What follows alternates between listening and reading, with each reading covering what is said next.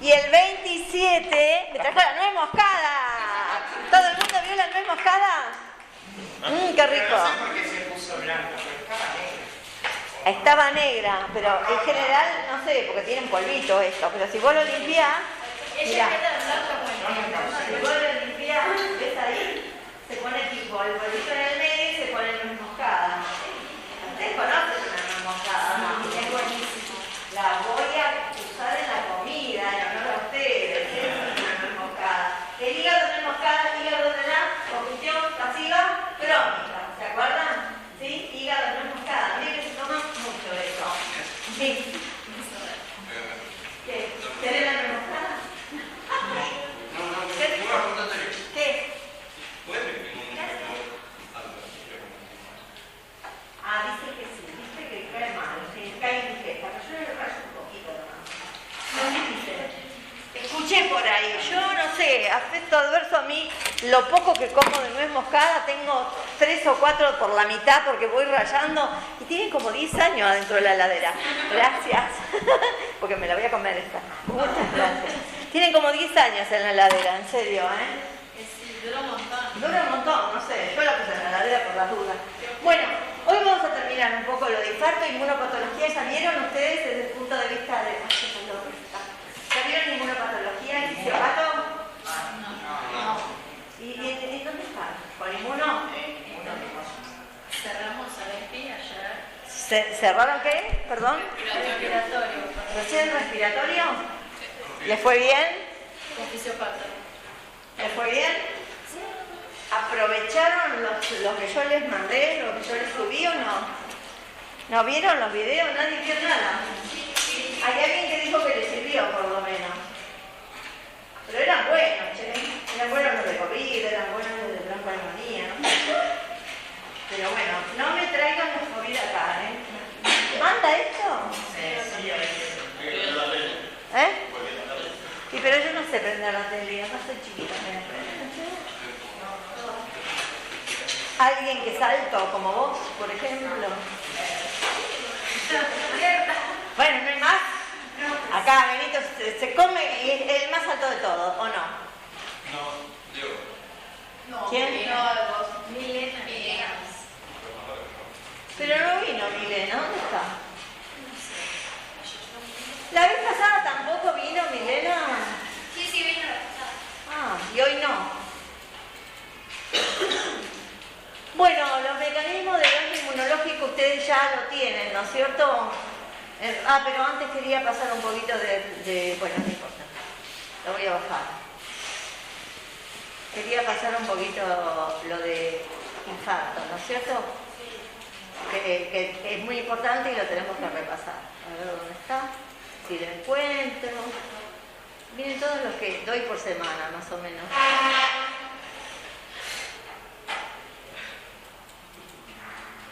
Bueno, lo leyeron un poquito, hagan los trabajos prácticos, por favor, y porque tenemos que hacer, digamos, la devolución de cada trabajo práctico en el momento, ¿sí?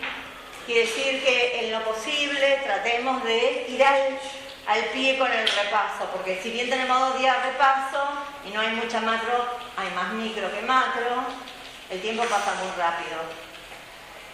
Pero bueno, yo estoy contenta porque calculo, ¿dónde está? Hoy no vino. No vinieron un montón. Mucha gente faltó. Sí. ¿Por qué? Frío. Ahora hablo la verdad. Había menos. ¿Cómo se llama este chico que está acá siempre sentado? Que no le fue bien en el examen. Bien. Leo. No, pero Leo sí. ¿Y dónde está? No, pero yo no lo veo. ¿Está en dónde? ¿Qué hora es? 11:34. Ah, es tarde entonces. No es que sea temprano. Bueno, habíamos terminado con trombosis, las bandas de sal, los trombos y eran oclusivos totales, los rojos, la recanalización de un trombo. Y vamos a ver, embolia habíamos visto embolias, tipos de embolia, que lo vamos a ver histológicamente. Y vamos a ver lo que era lo grave de infarto, ¿verdad? ¿Qué es el infarto? Bueno, todo infarto es un área de necrosis isquémica, lo saben ustedes, lo tienen este power. Todo infarto un área de necrosis isquémica. Los infartos más frecuentes en general son los infartos arteriales. ¿Por qué? Porque en realidad la placa de ateroma es la causa más frecuente y la obstrucción de una arteria mayor del 75% produce un infarto o una necrosis isquémica. Otra de las causas de producir un infarto o una necrosis isquémica arterial es la embolia. Ustedes saben que la embolia dijimos que era una complicación de un trombo, que era el desprendimiento de la cola del trombo y la colonización, por ejemplo. Si el trombo era dentro del corazón, podía desprenderse, viajar por la aorta, ir por la carótida, ir al polígono de Willis, por ejemplo, y dar, digamos, embolizar algún vasito de la arteria cerebral anterior, media, y generar un infarto masivo del sistema nervioso. ¿Sí o no? En general, los infartos en el sistema nervioso también tienen sus diferencias. ¿Se acuerdan cuando hablábamos de la diferencia entre necrosis de coagulación en el sistema nervioso, que era cualitativa, en realidad cualitativa, o de licuefacción?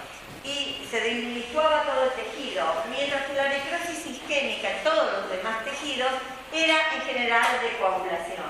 Bueno, en el sistema nervioso también hay dos tipos de infarto, el infarto rojo y el infarto blanco, de los cuales nos vamos a ocupar cuando veamos tejido nervioso, porque vamos a ver la clase de vascular, patología vascular. Pero recuerden que en general en el sistema nervioso, cuando emboliza o se rompe la cola de un trombo arterial o cardíaco, lejos del sistema nervioso, pero viaja por la vía arterial hasta el sistema nervioso y ocupa toda la luz y lo obstruye, eso hace que el sistema nervioso comience a enviar a través de las grandes cantidades colaterales sangre. Entonces generalmente se reabsorbe la cola del trombo y esa sangre queda como una necrosis hemorrágica porque la célula está muriendo por anoxia, porque está inundado de sangre.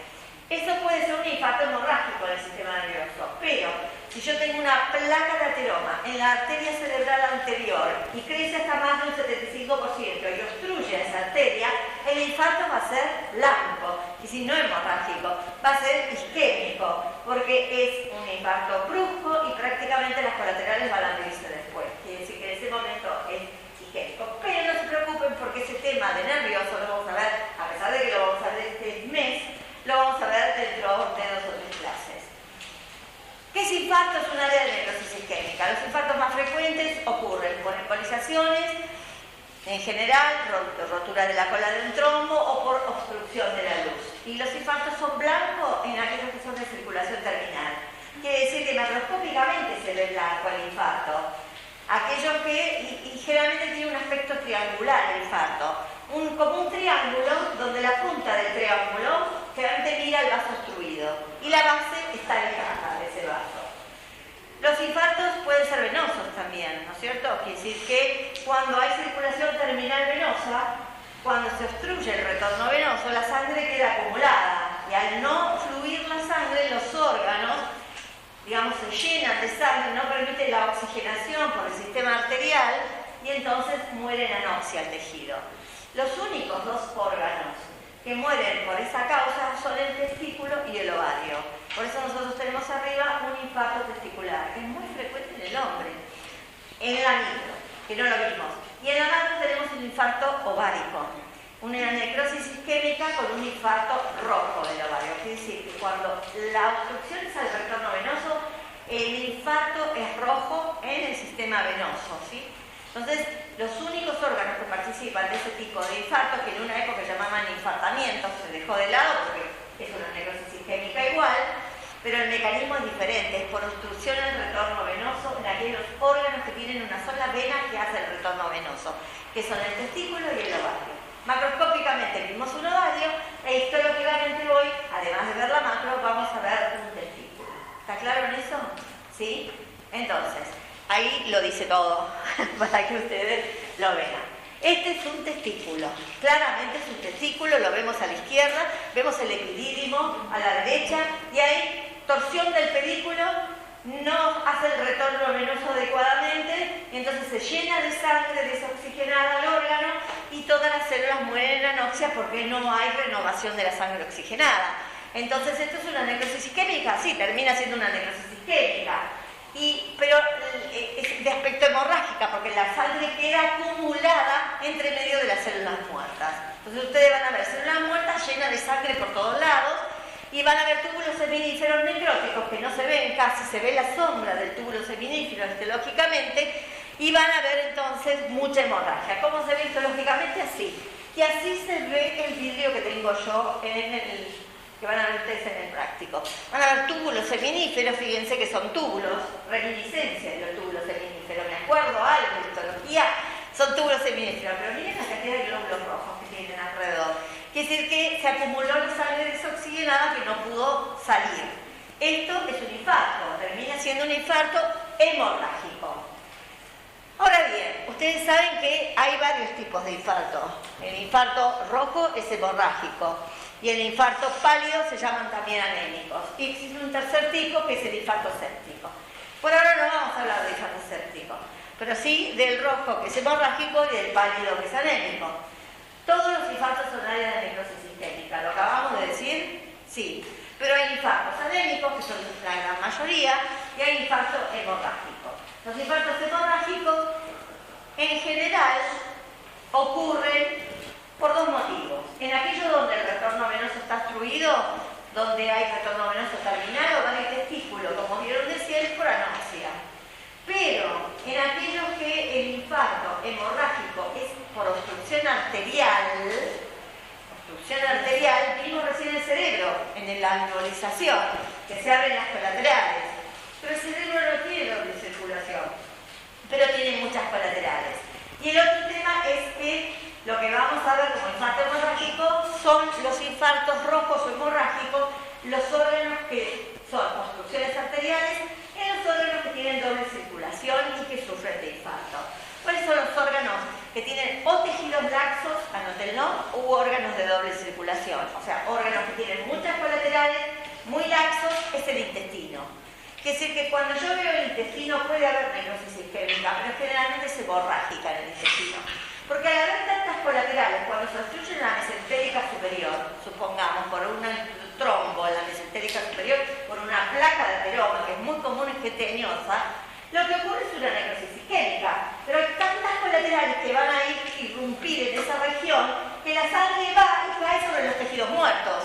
Entonces, cuando hay muchas colaterales y los tejidos son muy laxos, como el intestino delgado o el intestino grueso, realmente el infarto es de carácter hemorrágico, pero por esta particularidad. Los verdaderos infartos hemorrágicos son los órganos que tienen doble circulación, no solamente estos de las colaterales. Y los órganos que tienen doble circulación son el hígado, que es muy raro que tenga un infarto, porque tiene doble circulación, pero no es muy raro, y el pulmón, que es más raro aún que tenga un infarto. ¿Por qué? Porque el pulmón es un captador de émbolos y degradador de émbolos, así que el pulmón raramente tiene un infarto. Lo que pasa es que cuando lo tiene, porque su segunda circulación, que es la bronquial, está sumamente alterada y ustedes tienen un impacto o un émbolo, es raro un trombo porque ustedes están en la arteria pulmonar, pero puede haberlo, pero tiene sangre desoxigenada, o sea, no tiene condiciones de lesión endotelial como para formar un trombo, a pesar de que es una arteria, porque la arteria pulmonar es una arteria a excepción de la regla con las arterias, porque la pared es arterial, pero lleva sangre desoxigenada, el pequeño circuito y no tiene presión, con lo cual no se cumple la triada de Virchow para generar un trombo en la arteria pulmonar. ¿Se entiende la diferencia? Entonces, cuando uno habla de un infarto hemorrágico en órganos de doble circulación, uno cita al pulmón, uno de los primeros que cita, o eventualmente al hígado, pero el hígado nunca tiene, y el pulmón menos, salvo que esté lesionada la circulación bronquial y haya un émbolo enclavado en el tronco de la pulmonar. Entonces, ahí no tiene opción y genera un área de necrosis isquémica hemorrágica en el pulmón, hemorrágica. En el caso del resto de los órganos, como vimos nosotros, riñón, en el vaso, que vamos a ver histológicamente un vaso, donde tiene una necrosis isquémica que no es hemorrágica, es anémico, porque es un órgano sólido, de circulación terminal, el vaso, igual que el corazón. Y el corazón tiene una necrosis isquémica que no es hemorrágica. Sin embargo, en algún periodo, cuando se instala el infarto de corazón por la obstrucción de la coronaria, si bien es blanco y pálido el infarto, tiene tantas colaterales el corazón que se abre el lecho capilar que tiene un poco de hiperemia. Pero hiperemia no quiere decir hemorragia definitiva. Los únicos órganos que tienen por excepción los infartos hemorrágicos, como bien le dije, por obstrucción al retorno venoso, testículo ovario, por un émbolo, por ejemplo, y apertura de colaterales, el tejido nervioso, pero émbolo arterial, por un émbolo a nivel de la arteria pulmonar con lesión del circuito, digamos, bronquial en el pulmón, eventualmente. Y en el intestino, que es muy común, pero por una trombosis o una obstrucción arterial, que sea hemorrágico porque tiene muchos colaterales, más que eso. Estos son los 4 ejemplos que puedo pedir, que son importantes, cómo varía uno de otro. Sí, te escucho. ¿Cómo se diría epidemia? ¿Cómo? Epidemia. ¿Hiperemia? Sí. Pero eso no es, estamos hablando de Pero es... ¿por qué hiperemia? Pues hablaste sobre infartos isquémicos del corazón. Bueno, hay un borde hiperémico, ¿por qué? Porque cuando hablamos de hiperemia, y no es hemorrágico, quiere decir que en el corazón, cuando hay un infarto del miocardio, hay una obstrucción de la coronaria, probablemente. Cuando se obstruye la coronaria, el corazón se infarta, en esa región que irriga el territorio de esa coronaria. Lo que pasa es que como tiene muchos colaterales, la sangre llega hasta cierto punto, no invade todo, porque además es un órgano sólido, para invadirlo hay que separar todas las fibras miocárdicas. Entonces forma como un borde, por unos días, hiperémico. Y si nosotros nos acordamos, hiperemia era el aumento por apertura de los lechos capilares de sangre arterial, de sangre oxigenada. Por eso les digo que tiene un borde hiperémico. Utilizamos los términos que en el texto del libro les va a decir. Porque después cuando estudiemos infarto de miocardio, en el próximo módulo, van a decir, bueno, el infarto de miocardio, dice el Robbins, dice, primero es pálido macroscópicamente, después tiene un borde hiperémico a los 2 días, y después, o medio pálido, con un borde hiperémico de glóbulos rojos, dice. Y después dice, continúa, digamos, ese borde hiperémico, hasta que después a partir de los 7 días comienza a formarse tejido de granulación, que ustedes ya conocen de reparativo, y ya pierde ese color, se hace más pálido, y termina formando una fibrosis cicatrizal porque no se regenera. Entonces todo eso lo dice Robbins. Y ustedes tienen que leer después histológicamente por qué se formó ese borde hiperémico. Y simplemente les estoy diciendo la generalidad de infarto acá. No se usa mucho esto de infarto hemorrágico, infarto endémico, no es que no se use. En patología se usa. Porque yo normalmente el cerebro tengo que decir si es un infarto hemorrágico, porque las causas son distintas. No es lo mismo un émbolo que un trombo. El émbolo viene de otro lado, más lejos, y el trombo está ahí, enclavado. Entonces es diferente. Yo si tuve un émbolo y un infarto hemorrágico, probablemente el paciente se salve, depende de la extensión del infarto, y pueda tratar el trombo donde esté ubicado afuera, a lo lejos. Ahora, si tengo una trombosis de más del 75% de la luz de la cerebral anterior, ¿yo qué le voy a hacer? ¿Un bypass en la cerebral anterior o le voy a hacer un stent en la cerebral anterior? Que yo sepa, stent no se coloca en el sistema nervioso. Es decir, es su digamos, pronóstico es peor, porque toda esa zona del sistema nervioso muere y generalmente es muy amplia. En cambio, si es un émbolo, por ahí es menor la lesión, no sabemos, puede ser mayor también, pero podemos tratar las placas ateromas a lo lejos, donde se desprendió la cola del trombo. ¿Se entiende? Todo esto lo estamos manejando por el hecho de los infartos anémicos o hemorrágicos, ¿sí? Y esto es lo que dice el PowerPoint, que lo tiene. Acá tenemos un pulmón. Macroscópicamente tiene un infarto hemorrágico. Uno puede decir, no puede ser solo una hemorragia. ¿Cómo diferencia una hemorragia pulmonar de un infarto? Primero, tiene forma triangular. La base está mirando hacia la pleura. Y la punta estaría mirando a probablemente un vaso de algún lobulillo obstruido. Por otro lado, histológicamente tenemos que... es muy raro que una hemorragia en el pulmón así, digamos, sea tan puntual y tan triangular. Realmente una hemorragia pulmonar, ¿a qué responde? A hipertensión pulmonar, a, por ejemplo, insuficiencia cardíaca, el esfuerzo que hace el glóbulo rojo para salir hacia el alvéolo. Entonces es más difusa y puede ser más grande. Si yo histológicamente no veo, escuchen bien, necrosis del septum interalveolar, no hablo de infarto. Si veo necrosis del septum, hablo de infarto. Por eso ustedes arriba, en el cuarto, o abajo, arriba, van a tener un preparado histológico de congestión vascular, que puede corresponder a una, por ejemplo, comienzo de ¿qué? La congestión. De una en el pulmón, una congestión. ¿Comienzo de qué? De una neumonía, por ejemplo. O puede ser una insuficiencia cardíaca, porque hay edema de primer y glóbulos rojos. Aunque la insuficiencia cardíaca, digamos, el proceso crónico, uno ve siderófagos, o sea, macrófagos cargados con hemosiderina en la parte crónica. En general en una neumonía eso no se ve porque es más agudo. Pero van a tener edema y congestión vascular y van a tener microhemorragias en el alvéolo. Y eso lo van a ver, pero no van a ver necrosis del septum. Tienen que ver núcleos que corresponden al neumocito 1, neumocito 2, algún fibroblasto, que si no va a haber necrosis septal. Cuando hay necrosis septal y la hemorragia inunda todo, eso es un infarto. ¿Está claro?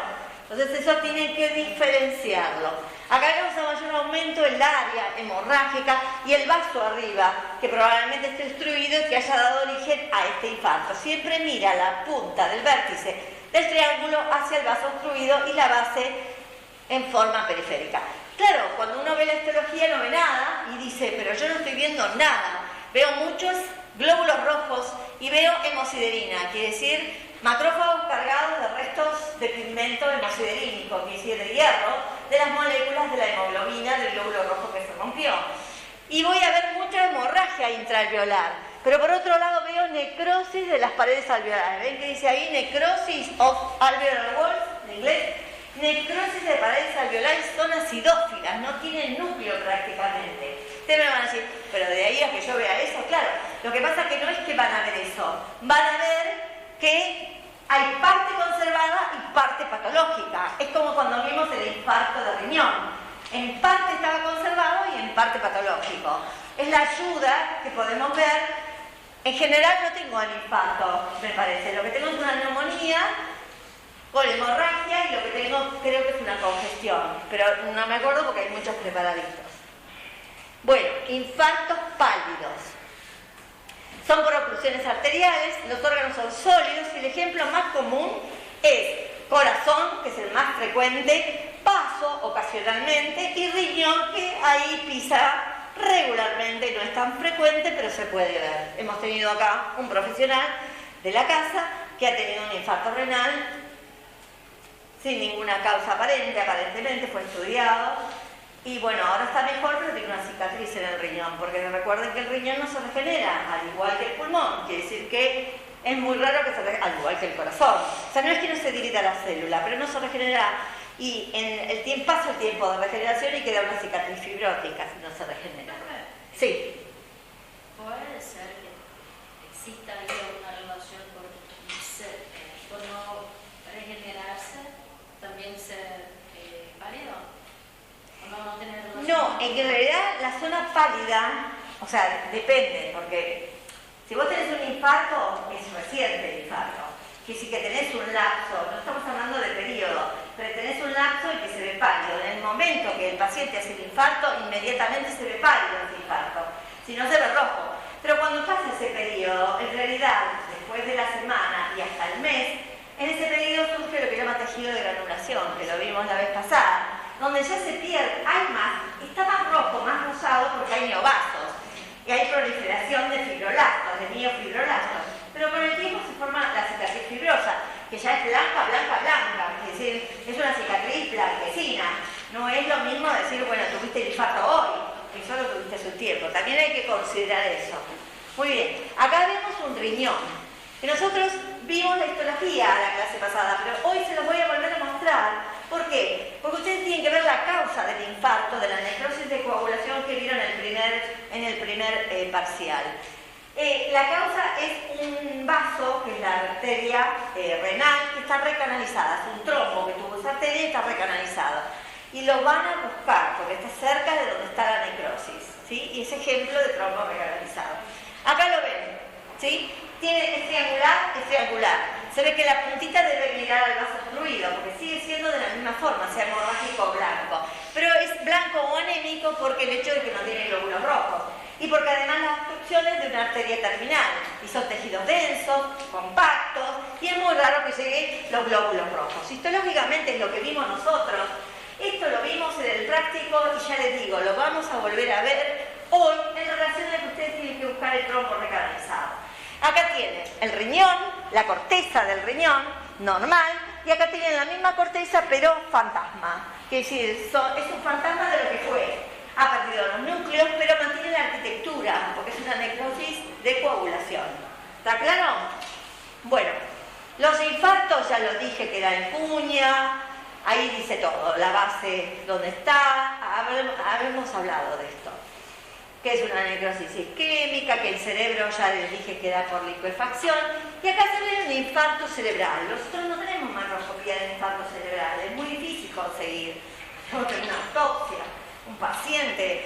Entonces lo que tenemos es una histología de infarto cerebral, en donde es muy difícil verla. Yo no se las quise mostrar la clase pasada, es muy probable que no se las muestre tampoco, porque es muy difícil de interpretar, porque ustedes ven acá que es todo lo mismo. Es un área rosa donde se pierde el tejido, es una necrosis colicuativa, no hay tejido de sostén, entonces se licúa todo el tejido y lo que puede quedar es una gliosis reactiva. La glía es la que reacciona, como digamos delimitando lo sano de lo patológico. Y luego los macrófagos, que es la microglía, que tiene actividad fagocítica, que va fagocitando todo el tejido que está muerto. No hay macrófagos de la sangre. ¿Por qué? Porque no hay inflamación, porque existe lo que se llama barrera hematoencefálica, que impide que los glóbulos blancos lleguen al tejido si no hay alguna lesión de la barrera hematoencefálica.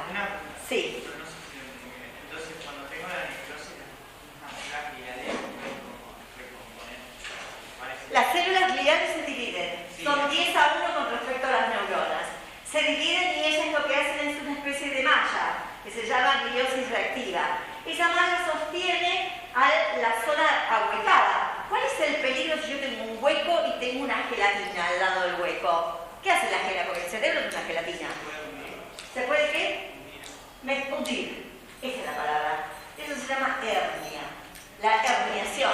Hernia es salir un tejido de su ubicación para meterse en otro si encuentra un hoyo, un agujero. Uno dice, tengo una hernia inguinal y una ropa así que le sale ahí de acá. Porque tiene debilidad en los músculos de la ingle y el intestino se mete.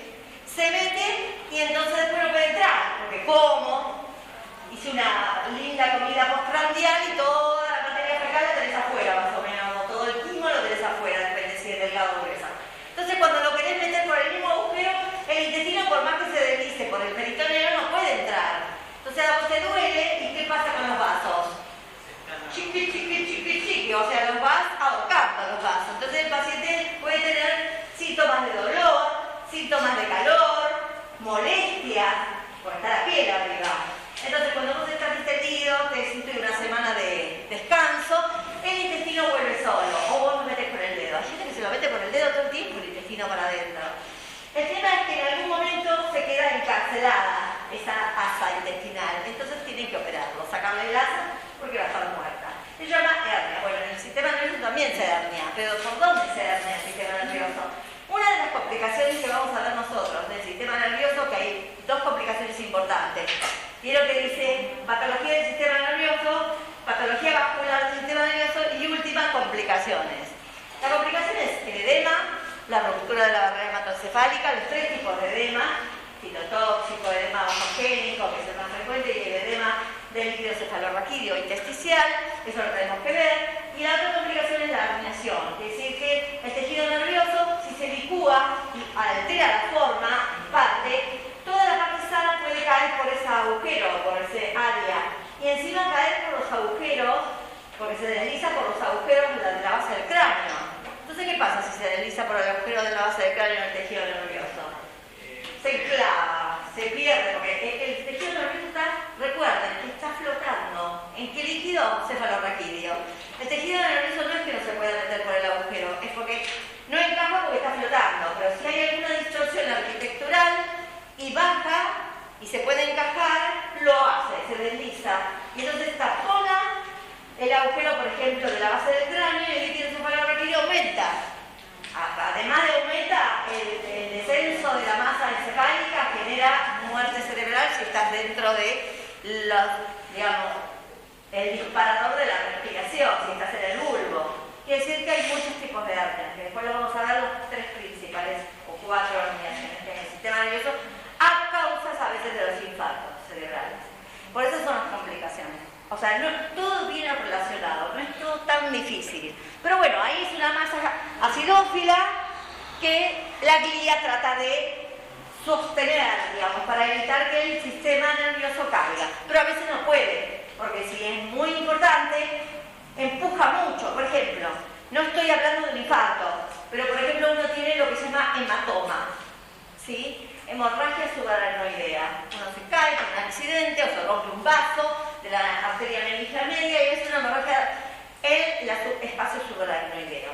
La sangre se coagula fuera de los vasos, ¿se acuerdan que les dije? Y empuja el sistema nervioso. Y si yo tengo una montaña que me está empujando, el sistema nervioso va a ir por, no sé, por las piernas hasta donde llegue. Se va a meter por los ángulos. En realidad quiere salir por donde puede. Y eso comprime más a otros territorios corticales que pueden generar daño neuronal. ¿Sí? Quiere decir que todo...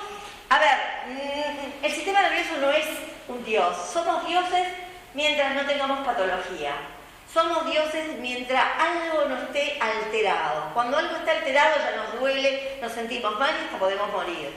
Quiere decir que es como que es muy sencilla nuestra vida, ¿no? No es muy lábil, parece muy lábil y parecemos muy fuertes. En realidad es un balance, ¿no es cierto? Bueno, entonces, sabemos que las células son muy variables con respecto a la muerte. Primero va a depender de las colaterales y del tiempo que lleguen, porque si en el corazón, en un infarto miocardio, van a llegar antes las colaterales que cualquier 107. 107 es la ambulancia nuestra, los que son de otro país, la emergencia nuestra, ¿sí? El SAMU. Pero bueno, va a llegar antes, seguramente las colaterales de cardíacas que se abren que el 107, seguro.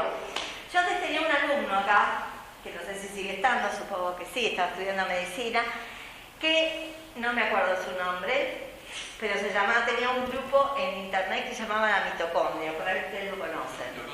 La Mitocondria. ¿Isaac sigue haciendo reanimación cardiovascular? ¿O no sabes? Creo que sí, está trabajando acá igual. ¿Está trabajando? Acá en el CICA. Bueno, Isaac sabía mucho de cardio, porque hizo un curso de RCP y entonces hacía reanimación cardiovascular siendo alumno, con otros chicos que se habían capacitado en reanimación cardiovascular. Y iban por los barrios, acá en Cava, por ejemplo Caballito, Flores, ya tenían varias regiones. El grupo, de acuerdo a donde vivía y se desplazaba, iba por los barrios. Cuando ellos repartían, obviamente se sabía dónde ellos estaban, era como paralelo al examen. Llegaban antes ellos que el examen. El examen tardaba 20 minutos y llegaban en el 10 por ahí, o lo encontraban muerto el paciente después de un infarto, o ellos le ponían el cambio de desfibrilador y salía el paciente vivo y cuando venía el examen le faltaba el paciente al examen. A ver, no existe en todos lados eso. Lo hacen porque quieren, nadie les paga a ellos por eso. Porque creo que ahora porque está trabajando, pero en ese momento, ¿vos te cruzaste con él? No. Sí, ¿Sí? yo arranqué con él. Arrancaste con él, pero bueno, después, ¿él se recibió? No, Todavía había recursado tercero y se fue. ¿Se fue? ¿Y qué está haciendo? ¿Solamente paramédico? No, está trabajando acá en Bogotá, Sí. en el área de SICA, está con el tema de configuración de los equipos y eso. Sí, pero nada Pero más. dejó porque no tenía tiempo, usted tenía hijas, todo, y no tenía tiempo para hacer nada. Ahora tiene. Ahora tiene mamá, prodigio. Bueno, le decía, divino chico, le costaba un montón. Siempre me mostraba que la mitocondria le escribía, tenía una página, ¿no? Sí, tenía una página y a veces me dedicaba a algo de esto. Generalmente me dedicaba al fisio, que le gustaba más, a veces me dedicaba a alguna de esto. Búsquenlo en la mitocondria, amoroso. Bueno, las células, como les decía yo, muchas veces se salvan porque llegan las colaterales. ¿Y por qué las del corazón tienen más suerte? Porque mueren a los 20 minutos, 30 minutos, una resistencia, tiene gran cantidad de mitocondrias y gran capacidad de oxígeno. Lamentablemente las células del sistema nervioso no viven más de 3 o 4 minutos, las neuronas me refiero. Que sigue cuando muere una neurona, la otra capaz que está en capilla, quiere decir que la otra está en penumbra, está ahí en la zona de la isquemia con hipoxia. Lo vamos a ver muy bien ese tema porque es tan triste ver que las neuronas se mueran y que vos no podés hacer nada, porque hay veces que vos, por más que tengas emergencia, no podés hacer nada por el paciente. Como ven, la vulnerabilidad de algunas células es muy importante también para el tipo de infarto. Las neuronas mueren en 3 o 4 minutos, el miocardio 20-30, los fibroblastos duran horas. ¿Para qué quiero un fibroblasto? fibroblasto. Se divide, dura horas, sí, está bien para reparar tejido, pero que las células más importantes son muy lábiles y dentro del sistema nervioso las neuronas del cerebelo son las que más débiles son y las del hipocampo, que es la zona de la memoria de corto plazo. Sí, digamos, después lo vamos a ver. Bueno, 2 palabras de shock para empezar la inmunopatología. ¿Qué es el shock? Es un estado de hipoperfusión generalizada, el shock. El shock, en general, todos los órganos, sobre todo los principales órganos, riñón, corazón, pulmón, tienen un estado de hipoperfusión. ¿Por qué ocurre shock? Y en realidad puede ocurrir por una disminución del gasto cardíaco o por una disminución del volumen sanguíneo. Por ejemplo, una hemorragia, un accidente, eso es una disminución del volumen. Entonces el paciente entra en shock, dice, siempre en las películas dice, se está shockeando, está en shock, porque perdió mucho volumen y hay una hipoperfusión. O una insuficiencia cardíaca donde la sangre no llega. Por ejemplo, a todos los territorios no llega poca cantidad de sangre porque ya el corazón no tuvo muchos infartos, o está muy dilatado, sus fibrillas, sus, digamos, arterias, miocinas, sus sarcómeros ya no lo responden y el paciente no puede eliminar por volumen minuto la cantidad de sangre que quisiera en el territorio arterial. Entonces ahí hay una hipoperfusión. Eso lleva a una hipoxia tisular. Y por supuesto que la hipoxia va a dañar más algunos órganos que otros por la vulnerabilidad tisular que tienen algunas células. 3 tipos de shock se conocen en la actualidad, hay más, pero los 3 tipos de shock más conocidos son el shock cardiogénico, que es una de las fallas más importantes, porque muchos pacientes tienen patología vascular y cardiovascular. El shock hipovolémico, que es más accidental y causal, y el shock séptico, que es muy frecuente el shock séptico cuando hay infección, sobre todo en pacientes inmunosuprimidos que están en el hospital, hospitalizados, y que entran en un cuadro infeccioso con un shock séptico. ¿Sí? El shock séptico es cuando la bacteria, ahí dice una infección generalizada, más frecuente por gram negativos. Generalmente cuando ustedes tienen infección, ¿qué pasa con los vasos? Si tienen una bacteria, está dando vuelta. ¿La vaso qué?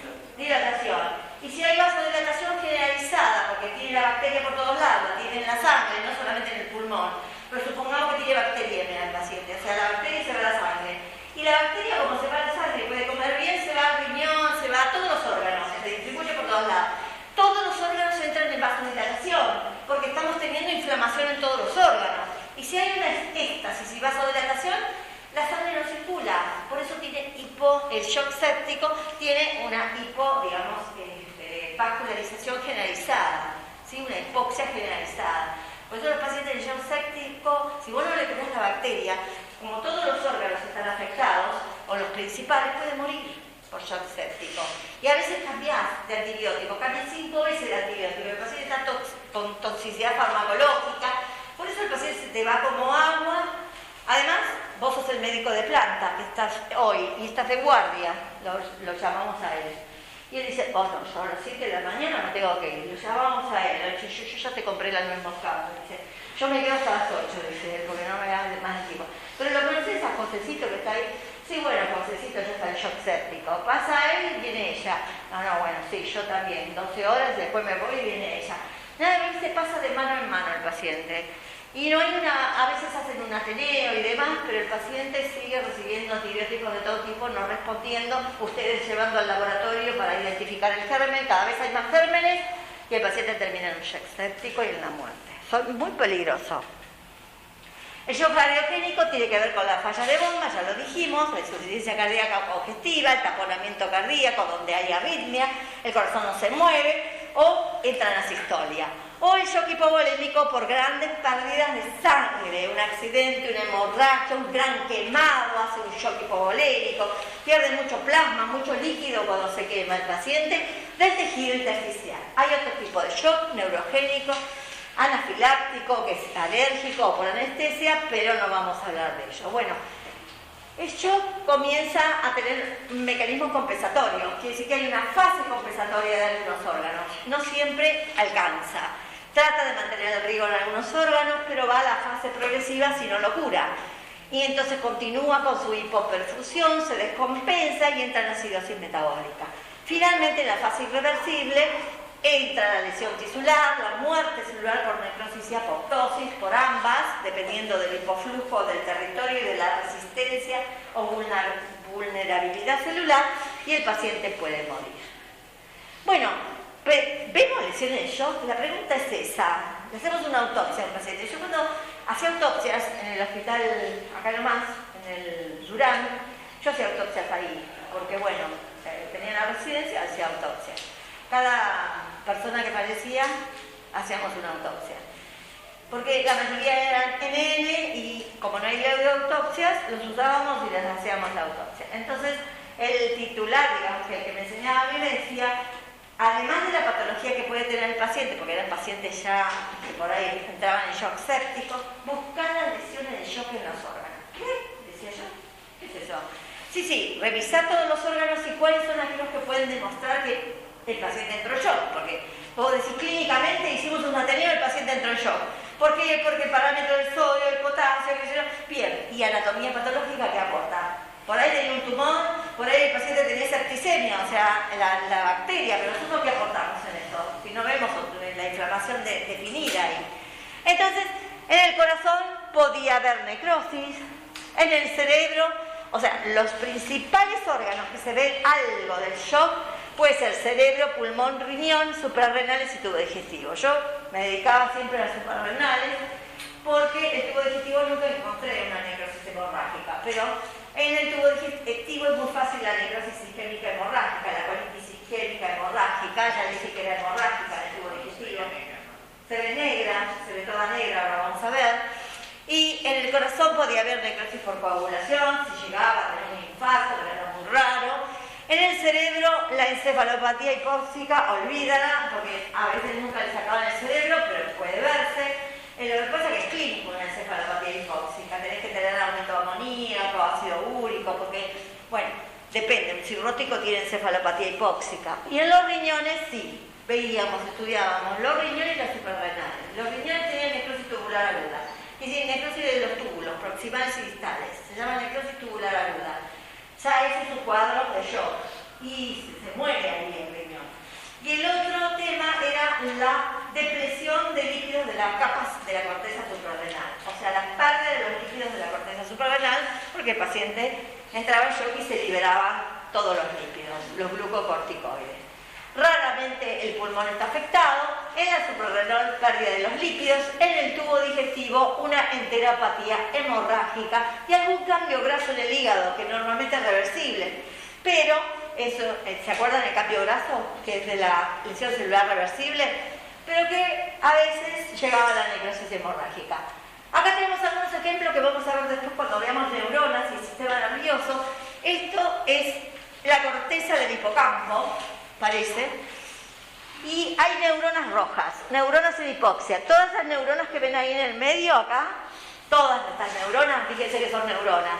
Esta es una neurona, esta es una neurona, ven que tiene aspecto triangular, pero tiene primero que están como lluvia, y además tiene un aspecto triangular como muy delgado, muy comprimido.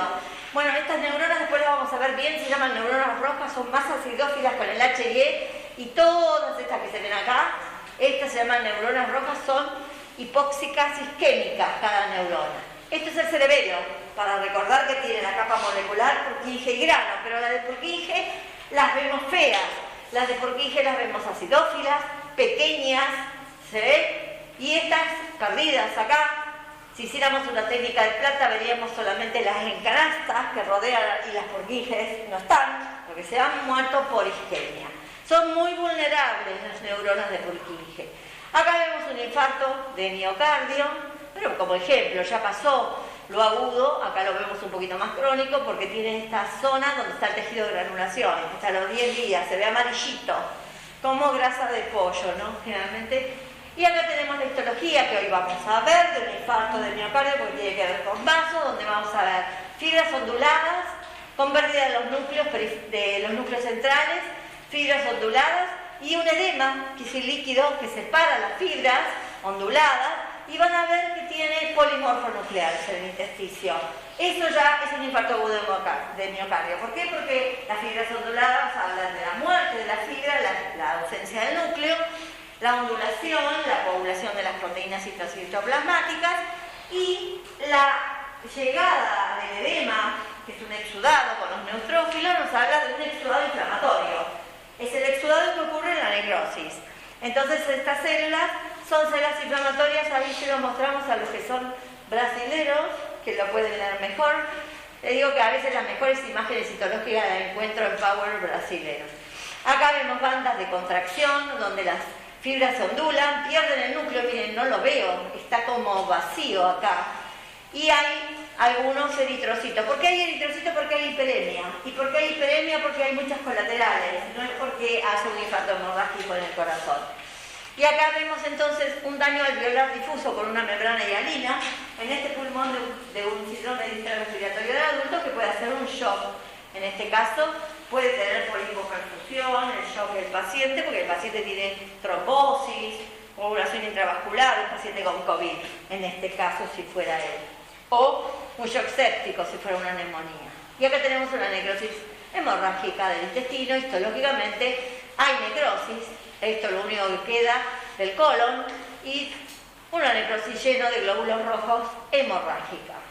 Bueno, con esto terminamos la parte de trombosis, que es muy importante. En cuanto que el año pasado ustedes habían visto mucho de inmunopatología, me extraña de que este año no lo hayan visto, porque nos quedan pocas clases, y después vieron muchas de nervioso. No entiendo cómo todavía no empezaron con inmunopatología o ya la terminaron. Pero nada más, no van a traernos nada.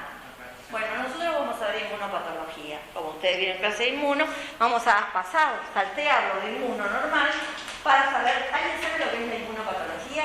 ¿Quién puede definirla? Inmunopatología. Claro, patología relacionada con el sistema inmunológico. La verdad, si tuviéramos inmunopatología, sabemos que el virus del HIV afecta a los linfocitos de T. Sabemos que el virus del HIV destruye a los linfocitos T.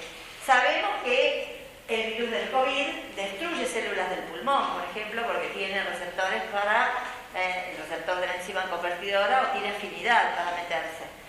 Pero, en realidad, lo que tenemos que conocer es por qué el sistema inmunológico en un 20% de la población,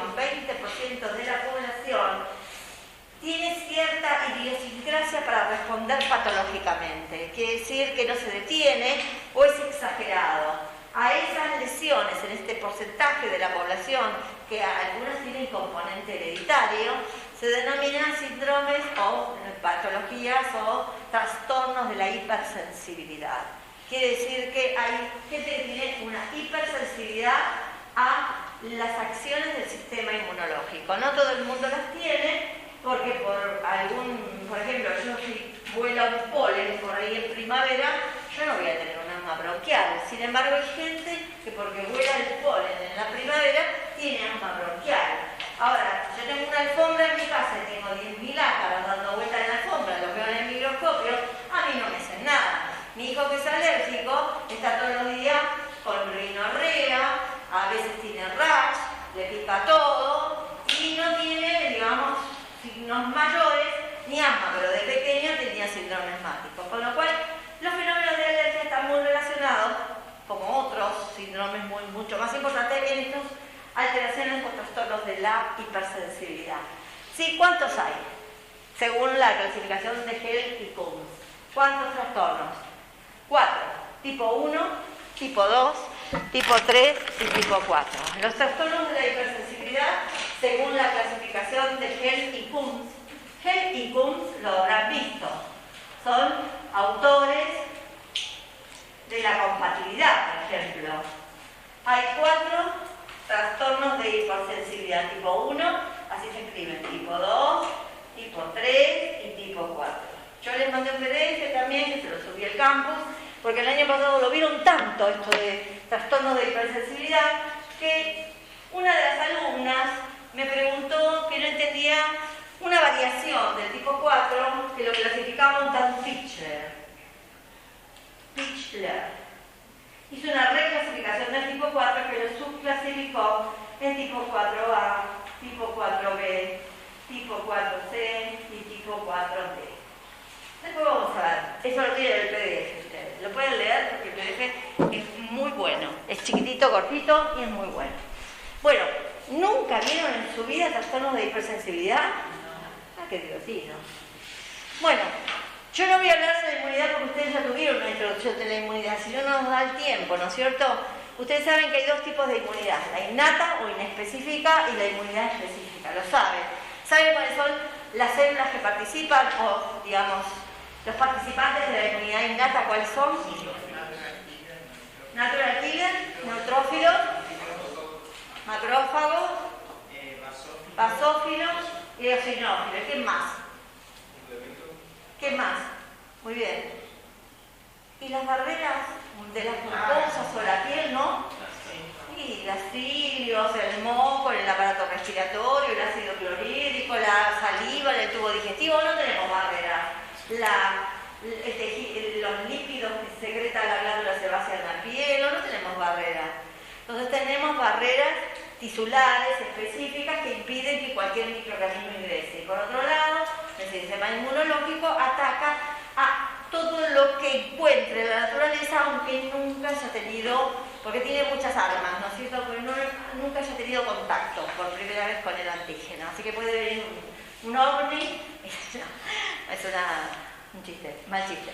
Bueno, entonces, el sistema específico, ¿cuál es? La inmunidad específica. Linfocito T, linfocito B. Y después, en la inmunidad específica, pues se subdivide en celular y humoral. Celular, dada por los linfocitos T, y humoral por los B. Muy bien. Recordar también que toda esta población celular, los neutrófilos, granulocitos, macrófagos, también ayudan a la inmunidad específica. No es que se queda sola la inmunidad específica. Quiere decir que hay una colaboración. Sin embargo, la específica no ayuda a la inmunidad innata. Porque si destruye el antígeno, ya no tiene por qué participar o ponerse en marcha la inmunidad específica. ¿Se entiende lo que digo o no? Eso es generalidades, lo pueden ver acá en estas generalidades, pero yo no quería influenciarlos porque vamos a ver reacciones o síndromes o trastornos, así se llama el tema, de hiperreactividad del sistema inmunológico. 20% de la población lo tiene, el resto, por suerte, no lo tenemos, pero uno nunca sabe. Hay gente que tiene alergia, por ejemplo, una de las patologías es la alergia, el síndrome alérgico. Hay gente que tiene alergia a la aspirina, hay gente que tiene alergia a la dipirona, hay gente que tiene alergia a la penicilina, para hablar de fármacos solamente. Hay gente que tiene alergia a alimentos, a las proteínas del pescado, a las proteínas de la leche, todo el mundo lo sabe. Hay gente que tiene alergia a los ácaros, hay gente que tiene alergia al polen, polvillo ambiental. Hay gente que tiene alergia a las nueces, a las frutillas, etcétera, etcétera, etcétera. Podemos hablar de alergia respiratoria, alimentaria. A ver, son alergenos que pueden producir la respuesta del sistema inmunológico. Pero para nosotros esos alergenos son cotidianos. Yo, por ejemplo, a mí ni me molesta que venga la primavera porque no pego un estornudo ni cuando estoy resfriada. Pero bueno, lamentablemente hay gente que puede ser desde daño leve, moderado o grave, ¿no es cierto? ¿Qué son estas reacciones de hipersensibilidad? Son respuestas del sistema inmunológico que producen algún tipo de daño tisular. Si uno tuviera que decir, producen daño y lamentablemente producen o leve, o moderado o grave, dependiendo del individuo y de la respuesta y del alergeno que está, digamos, en el ambiente, o de la alergeno endógeno, porque no siempre es ambiental. A veces los antígenos son exógenos, vienen de afuera, como el polen, una proteína que me comí, el chocolate, qué sé yo, derivados del chocolate, y a veces es endógeno. Vamos a ver por qué. ¿Se entiende acá o no? Muy bien. Tienen un cuestionario de inmunopatología, un trabajo práctico de inmunopatología. Hay que hacerlo también. Bien. ¿A quién involucra las reacciones de hipersensibilidad? A la inmunidad humoral o inmunidad celular. Ambas. Cualquiera. O sea, depende. Pero por otro lado no quedan excluidos los que vimos como la inmunidad innata. Colaboran los del complemento, las proteínas del complemento, los granulocitos neutrófilos, eosinófilos y basófilos, los macrófagos y los natural killers. quiere decir que están todos comprometidos, no siempre, en todas las formas. Algunos comprometen y otros no, depende de las formas. ¿Hasta acá alguna duda? No. Entonces, la tipo 1. La reacción de hipersensibilidad de tipo 1 se refiere a las alergias, a las personas que son alérgicas, a algo que puede ser generalmente un antígeno exógeno, como hemos visto recién en los ejemplos. ¿Está claro? Y la reacción se denomina inmediata. Inmediata porque ya van a ver que tiene dos fases. Una muy rápida que ocurre en minutos. ¿Vieron? ¿No les pasó? Que están viendo una película y por ahí se comió una frutilla o comió, no sé, un marisco y a los 2-3 minutos ya está que no puede respirar y que se ahoga y tiene un edema de glotis y se puede morir. ¿Nunca vieron eso? En la tele lo hacen todo el tiempo. Bueno, es inmediata, quiere decir que de 3 a 60 minutos puede ocurrir. O horas también, muy pocas horas. Y después tiene una fase más tardía que puede empezar a las 12, 24 horas o durar un poco más. Después lo vamos a ver eso.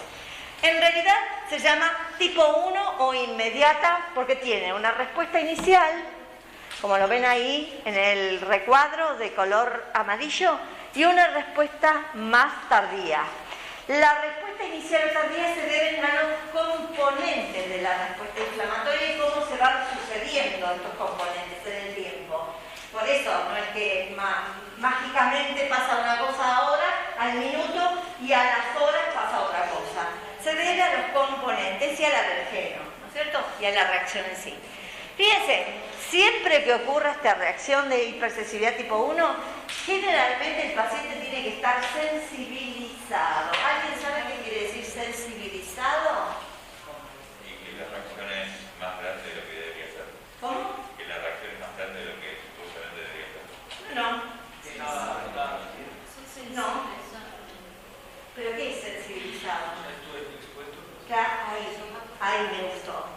Dice que el paciente tuvo contacto con el alergeno, pero no hizo todavía una lesión. O sea, el paciente que está sensibilizado tuvo contacto con el alergeno y tiene preparado el sistema inmunológico para que en un segundo contacto desencadene la respuesta más rápido. Eso le va a llevar un tiempo el primer contacto. Entonces lo que vamos a contar es cuando el individuo tuvo su primer contacto.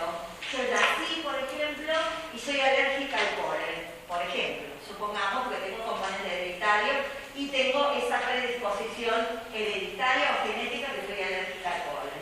¿Se entiende lo que estoy diciendo? Entonces, en el momento de primavera tengo 6 meses de edad, nací en invierno, pero en la primavera que vuela el polen por todos lados, yo empiezo a tener signos de rinitis, de rinorrea, o tengo un rash cutáneo y me pica todo el cuerpo, en fin, digamos, pero antes de esas manifestaciones yo voy a tener el polen. El polen yo lo voy a percibir en mi aparato respiratorio, supónganse, acá lo tenemos, ¿lo ven? La partícula de polen. Este dibujo está en todos los libros de Ross y en todos los libros de patología y vuela por todo internet, como el polen. El polen llegó al aparato respiratorio que tiene siglas, ¿no es cierto? Cuando el polen llega, es captado por células presentadoras de antígenos. CPA quiere decir células presentadoras de antígenos. Esta etapa es una etapa silente, en silencio. Yo no sé si estoy sensibilizado a algún alergeno, porque vieron que a veces uno dice, sos alérgico. O al médico, al alergista, o al pediatra dice, pero mi hijo es alérgico. ¿Por qué? Porque estornuda en alguna época del año, porque tiene rinorrea, porque tiene conjuntivitis a repetición, qué sé yo, esas cosas. ¿No? Y el médico le dice, no será alérgico, le vamos a hacer las pruebas de primero a ver a qué es alérgico y le hacen unas pruebitas acá y después lo vamos a desensibilizar. Toma esas proteínas y se lo da en pequeños botes, digamos, pincha, y le da pequeñas alícuotas para que el sistema inmunológico se acostumbre. Cada vez que venga el alergeno dice, bueno, ojalá. Es como la HIV ahora está acostumbrada, está incorporada con nosotros. Antes el HIV del año 80 era morirse o morirse. Lamento que no haya todavía sobrevivido mi querido Queen, pero bueno, es Freddie Mercury, el que más amaba en esa época. Pero lamento, porque en esta época hubiera tenido posibilidad de salvarse. Lamento que él haya seguido con sus prácticas y el sistema inmunológico no le haya respondido. Pero bueno, ahí tienen el polen, ¿ven? Es captado en el sistema respiratorio por la llamada CPA, célula presentadora de antígeno. ¿Por qué? Porque a mí también me pasa lo mismo. Pero a él que es alérgico Entonces, que en esa etapa de silencio, silente, la CPA, ¿qué hace? Presenta el antígeno ¿a quién? A un linfocito. ¿A qué linfocito? Al linfocito T. ¿Por qué? Porque el macrófago intentó fagocitarlo, pero no lo degradó totalmente. Pero siempre un macrófago o una célula presentada al antígeno presenta lo que tiene y el linfocito lo mira. En este caso el linfocito T al que se lo presenta es un linfocito TH2. Ya saben su clasificación de los linfocitos, ¿verdad? Bien, el TH2 no es que nació siendo TH2, sino que hay alguna molécula que activa el TH2, que de esto no vamos a hablar, si es el GATA, si qué molécula es, activa el TH2. Resulta ser que el TH2B, ¿sí?, a la partícula que presenta en el complejo mayor de histocompatibilidad 2, en la célula presentadora de antígeno, y entonces secreta citoquinas. ¿Por qué? Porque es un T. El T-helper, TH2, lo que hace es secretar algunas citoquinas. Hay otros T-helper, hay otros T, digamos, diferentes, T-helper 17, bueno, hay otros. Pero este secreta estas citoquinas. ¿Cuáles son? La interleuquina 4, la 3, la 5 y el factor de crecimiento gránulo monocítico. Entonces, claro, el factor de crecimiento gránulo monocítico va a inducir a que vengan los glóbulos blancos granulocíticos, macrófagos y neutrófilos. La interleuquina 3 y la interleuquina 5 recluta eosinófilos, sobre todo la 5. Y la interleuquina 4 activa el linfocito B, que estaba quietito, y dijo, vos, che, te pones a laburar.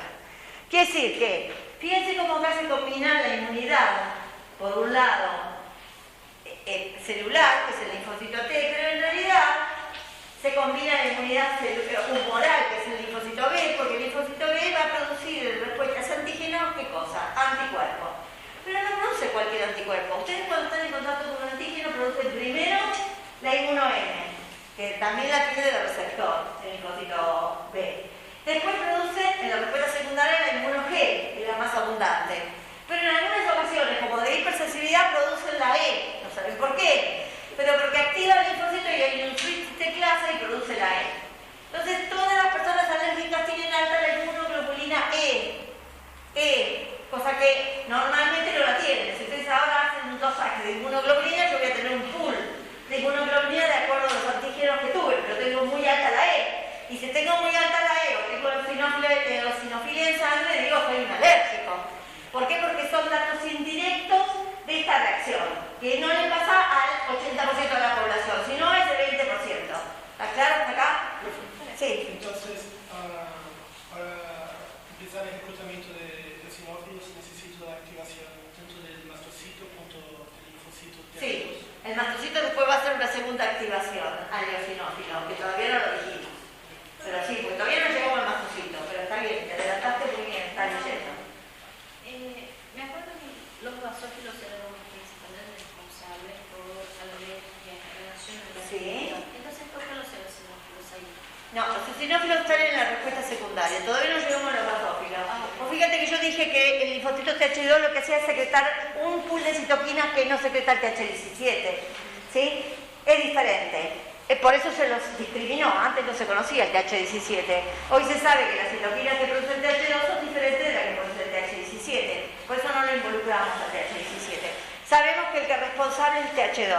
Le secreta la interleuquina 4. Sabemos que es una citoquina que activa los linfocitos B, sí o sí. Y este linfocito B, en respuesta a ese antígeno, porque obviamente que el linfocito T está activando al B para responder frente a ese antígeno que ingresó, secreta inmunoglobulina E. Al secretar la inmunoglobulina E, ¿quién es el receptor de la inmunoglobulina E? El basófilo o el mastocito. El mastocito está ahí. ¿Lo ven acá? Entonces, la inmunoglobulina E que secreta el linfocito es un anticuerpo que está en exceso en esta reacción tipo 1 de hipersensibilidad en estos individuos y que se pega a la célula que tiene receptor para la inmunoglobulina E.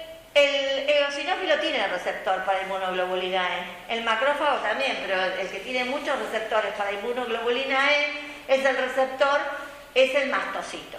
El mastocito lo habíamos estudiado, igual que el basófilo que tenía receptores para inmuno E cuando estudiamos sangre el año pasado. Y también el eosinófilo, ¿se acuerdan o no se acuerdan? Entonces, cuando se pega la inmuno E, ahí se detiene la respuesta. El mastocito, cuando se pega la inmunoglobulina, todavía no hace nada. Esa fue la etapa de silencio, ni siquiera la etapa inicial, de silencio, estoy sensibilizado. Si me encuentro de vuelta con ese polen, ya las cosas cambian, porque tengo este cuadro. Tengo la inmuno E pegada al mastocito por su receptor. El mastocito tiene dos tipos de gránulos. Ya lo sabemos por el año pasado. Los que almacenan, por inflamación también lo sabemos, los que están almacenados prontos a ser liberados cuando sea activado, y los que va a producir de nuevo.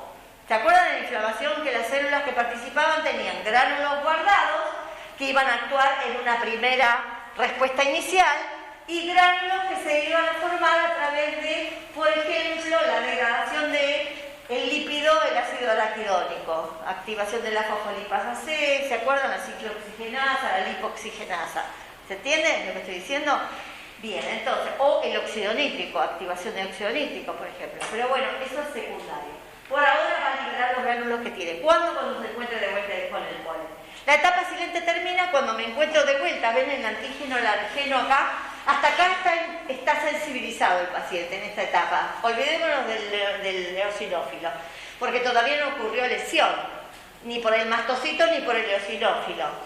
Hasta acá está sensibilizado por ambos el paciente. Sin embargo, cuando entra de vuelta el polen, rápidamente, además de volver a hacerlo, ya tengo inmunoglobulina E, ya tiene reconocimiento del polen la inmunoglobulina E, porque reconoce el antígeno que entró, es la respuesta secundaria. ¿Y ahí qué hace? Generalmente hace como un cruzamiento entre los receptores y la inmunoglobulina y activa lo que se llama una proteína quinasa de membrana. Al activar la proteína quinasa, que no hace falta que lo sepan, lo que hace es se activa la exocitosis o degranulación de los gránulos guardados. ¿Qué es lo que guarda en un primer momento? ¿Qué es lo que guarda el mastocito? ¿Qué es lo que secreta un basófilo, un mastocito? Heparina, histamina. Eso aumenta, claro, después activa la cicloxidasa, digo lo que tiene guardado, proteasa. Eso aumenta la permeabilidad vascular y eso va a generar vasodilatación, extravasación de líquidos, ¿sí? Inflamatorio, y un espasmo del músculo liso. Con lo cual, ¿por qué espasmo del músculo liso? Porque va a tener también seguramente leucotrienos y va a producir un espasmo. No solamente en el músculo liso de la piel, sino que va a tener un espasmo a nivel de todo el lugar donde tenga músculo liso, sobre todo broncoespasmo. Entonces el paciente alérgico puede llegar a tener, además de rinorrea, de rash cutáneo, y además puede tener broncoespasmo. Por eso los chicos chiquitos, mi hijo cuando era chiquitito tenía broncoespasmo, empezaba con moqueaba como si lo hubiera contagiado un virus, no tenía fiebre, pero empezaba con moquera, a veces hacía algunas manchitas y empezaba con broncoespasmo, sibilancia, broncoespasmo, era porque estaba en esta respuesta. A los 2 días, menos a las horitas hacía esto, ¿sí? Una respuesta inicial. El broncoespasmo es un poco más tardío igual. Se liberan los mediadores.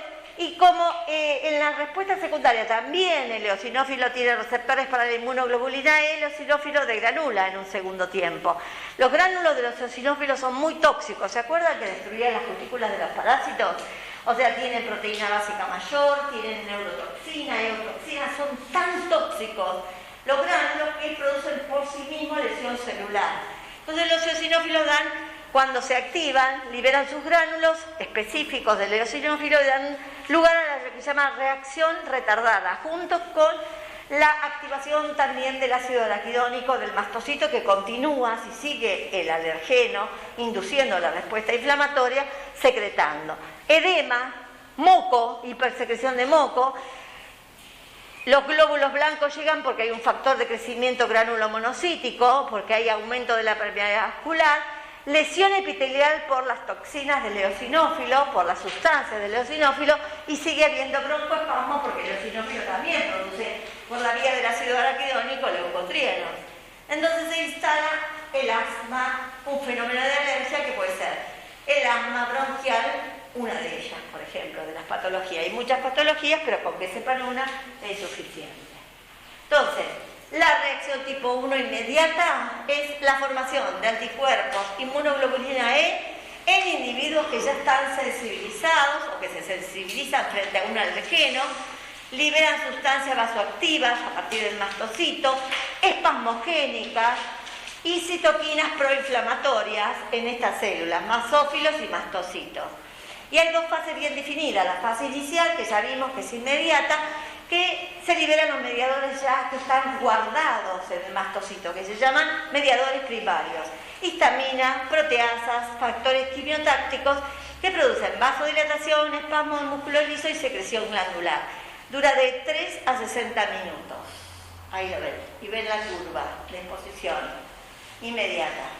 Entonces, ustedes cuando sean médicos y se trata de un paciente o la mamita viene con un chiquito o un adulto con estas características, tienen que saber lo que está pasando, tienen que volver a guardar este power y sacarlo, ¿sí?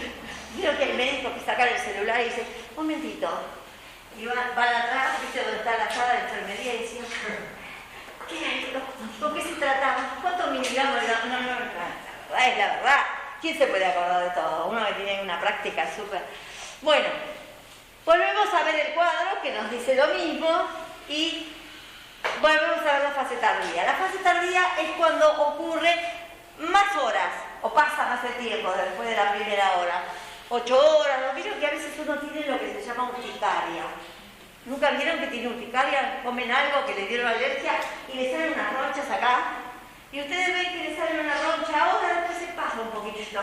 Y pasan 5 horas y le salen de vuelta las ronchas. Y están solo loco y viene la roncha de vuelta, pero ¿qué me picó? Dice usted. Y es una alergia. Guarda con la urticaria, que es un fenómeno de alergia cutánea por salida, por vasodilatación y salida entonces de plasma y seguramente de un exudado. Entonces, infiltración a los varios días por los eosinófilos que se activan.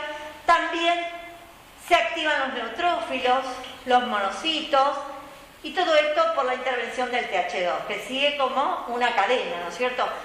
En realidad, en estas células, tanto basófilos, macrófagos o como eosinófilos, también intervienen los mediadores que se forman en el momento, con el tiempo, que se llaman mediadores secundarios, que como la inmunoglobulina también activa al lípido de membrana, se genera la activación de la fosfolipasa C y la activación de la vía de la ciclooxigenasa y de la lipoxigenasa, generando, ¿qué cosa?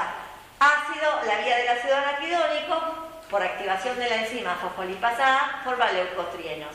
Los leucotrienos hay varias categorías, pero muchos son vasoactivos y espasmogénicos y otros son quimiotácticos.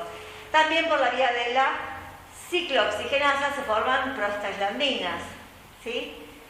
Y bueno, las prostaglandinas pueden producir también factor activador de plaquetas y muchas otras citoquinas. Como ven, las citoquinas inflamatorias tienen que ver con la inflamación también, factores de necrosis tumoral, interleuquina 6, interleuquina 1, y esto termina generando un círculo vicioso en el asma bronquial, siempre y cuando el alergeno esté presente. Hasta ahora estamos viendo un alergeno exógeno. Entonces, ¿qué es lo que tienen que acordarse ustedes de esto? Es que hay dos fases, la inmediata o inicial, la tardía, con diferentes, signos o síntomas, pero que más o menos son los mismos, que la enfermedad primordial es la alergia, que está involucrado en el linfocito TH2, que hay un periodo de sensibilidad del individuo donde no tiene lesión, pero si se encuentra de vuelta con el antígeno se desencadena la respuesta inflamatoria alergena por la inmunoglobulina E. Quiere decir que estos pacientes tienen un exceso de inmunoglobulina E. Tienen una tabla donde saben cuánto es la cantidad total de inmunoglobulina E. ¿Cuáles son los mediadores más importantes de esta respuesta? Es el mastocito y el basófilo. Tienen que saberlo, porque si yo destruyera el mastocito y el basófilo, probablemente me queda solo la respuesta secundaria, que es más tardía, si es que la citoquina lo activa. Pero el mastocito acá es el que induce el fenómeno de alergia. Como vimos, el año pasado solo decíamos que participaban fenómenos de alergia el mastocito, y acá lo vemos que está activo. Entonces, los mastocitos son los mediadores importantes. En la fase inicial secretan estas sustancias y en la fase más tardía secretan el segundo tipo de sustancias. Acá lo vemos entonces involucrado en la liberación de los gránulos primarios ya guardados y en la liberación de las sustancias derivadas del ácido araquidónico. Como ven, es muy tóxico. Esto lo tienen, chicos, yo se lo subí, tienen otro también, un poco más fácil de leer.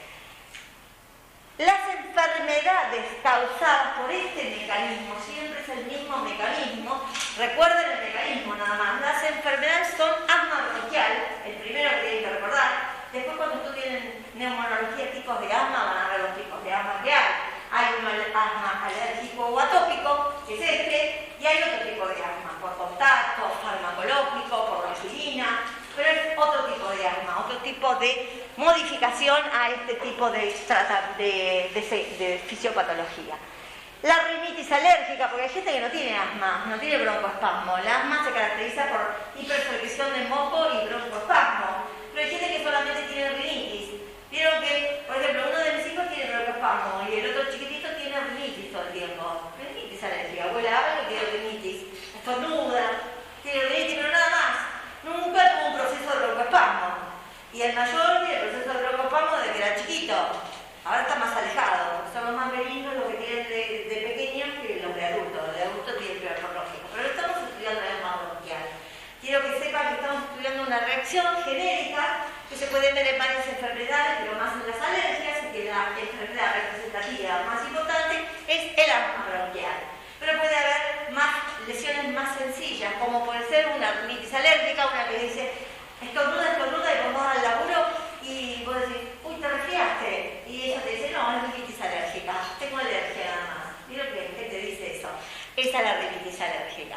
Conjuntivitis alérgica, lo peor de todo, que hay gente que tiene una repetición conjuntivitis, pero no bacteriana, que tiene pus.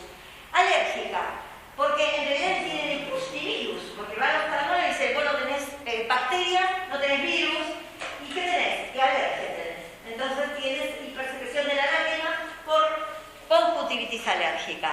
Fiebre del heno, que nos interesa, es focalizada, también es como una especie de sequedad nasal también. Y alergias cutáneas. Por ejemplo, ¿cuál es la que le dije? Urticaria o rash cutáneo. Aquí tienen puntitos chiquititos como cabeza de alfiler que le salen, se agrupan y si se ponen nervioso peor y empieza a rascarse. Que te pica acá, que te pica allá. Y vos ves las lesiones que son minúsculas. Esas reacciones son en la piel, cutáneas en la piel. Gastroenteritis alérgica es feo eso, ¿no? Que te va a dar una diarrea o a veces te sentís mal o vómitos. Gastroenteritis alérgica, eso realmente es feo, pero hay gente que lo tiene. Una sí. ¿Viste? Estaba pensando de que, por ejemplo, conjuntivitis cutánea también a veces de la mejor que con la conjuntivitis hay bacterias que producen esto. Tipo, a ver, ¿cómo hay alérgico? ¿Cómo sabes si es alérgico? Y no bacteriano. Y porque vos haces el estudio.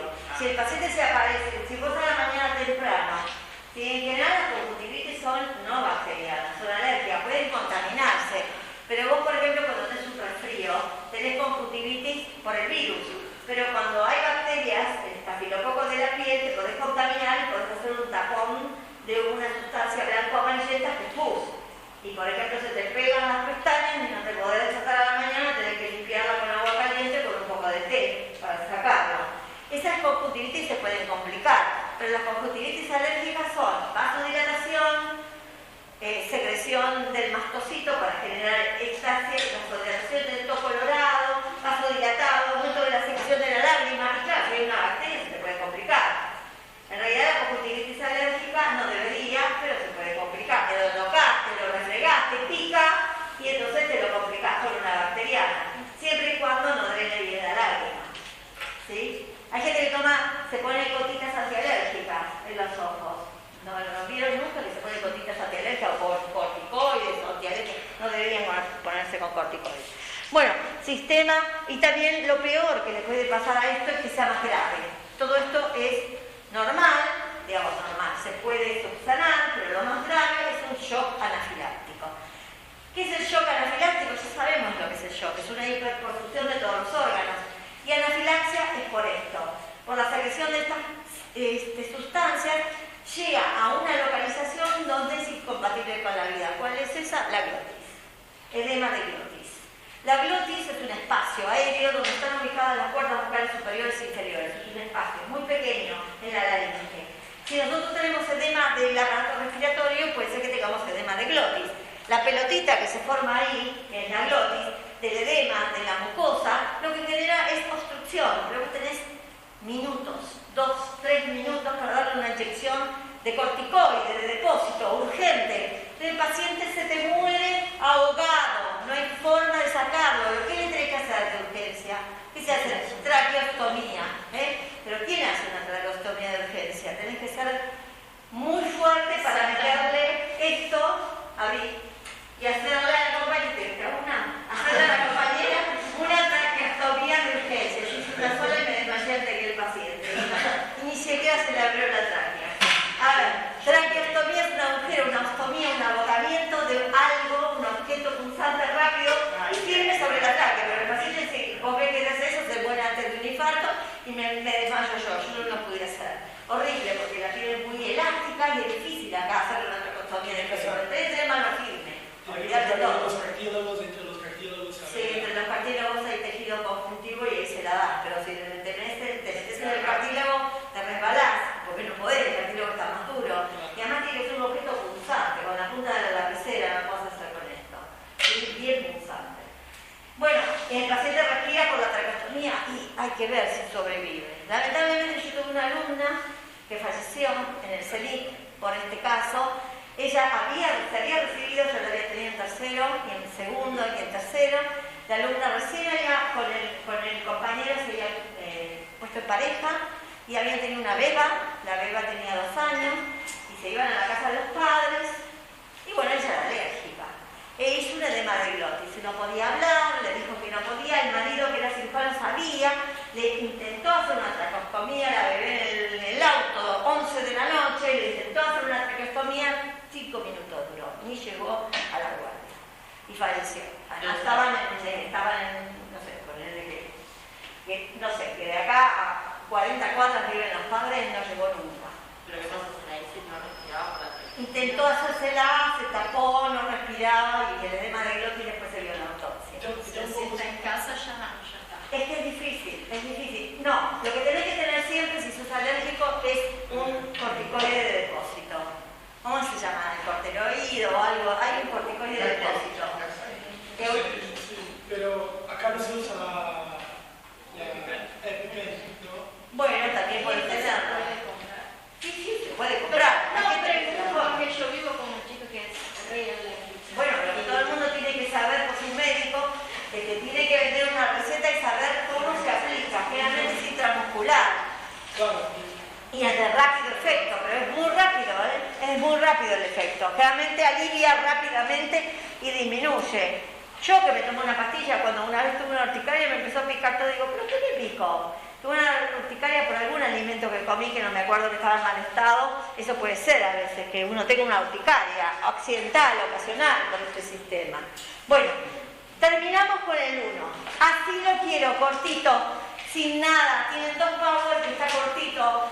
No necesitan leer demasiado el ROMI si no quieren. El que quiere lo lee, pero tienen este power y el otro power cortito. Mecanismo, quiere decir, sí, ¿qué es lo que voy a preguntar yo? Primero, ¿a qué se llama un síndrome de hipersensibilidad? ¿Cuántos tipos hay? Después voy a preguntar cómo ocurre, cómo se sensibiliza un individuo. Si el alergeno es endógeno o exógeno, en este caso es exógeno la mayoría. ¿Quién participa? El mediador, el mastocito, ¿verdad? Y el linfocito TH2, obviamente el linfocito B con la inmunoglobulina E, que tiene alta la inmunoglobulina, que hay una respuesta primaria y tardía. Estos son los más largos. La tipo 1 es la más larga para contar. Pero la tipo 2, 3 y 4 son las más cortitas. Y la 4 ya la vieron en tuberculosis, pero no importa. Vamos a ver la tipo 2. La tipo 2 también la vieron conmigo el año pasado cuando vimos eritroblastosis fetal o enfermedad hemolítica del recién nacido. Es algo parecido porque esta enfermedad hemolítica del recién nacido, si la madre era RH negativa y el bebé era RH positivo, ese es un ejemplo, por ejemplo. Ahora lo vamos a ver. Pero puede haber muchas variedades. Después lo pueden ver en el PDF que yo les subí. Puede ser por fármacos, esta hipersensibilidad. Quiere decir que donde el alergeno es exógeno y endógeno. Puede ser de los 2 lados.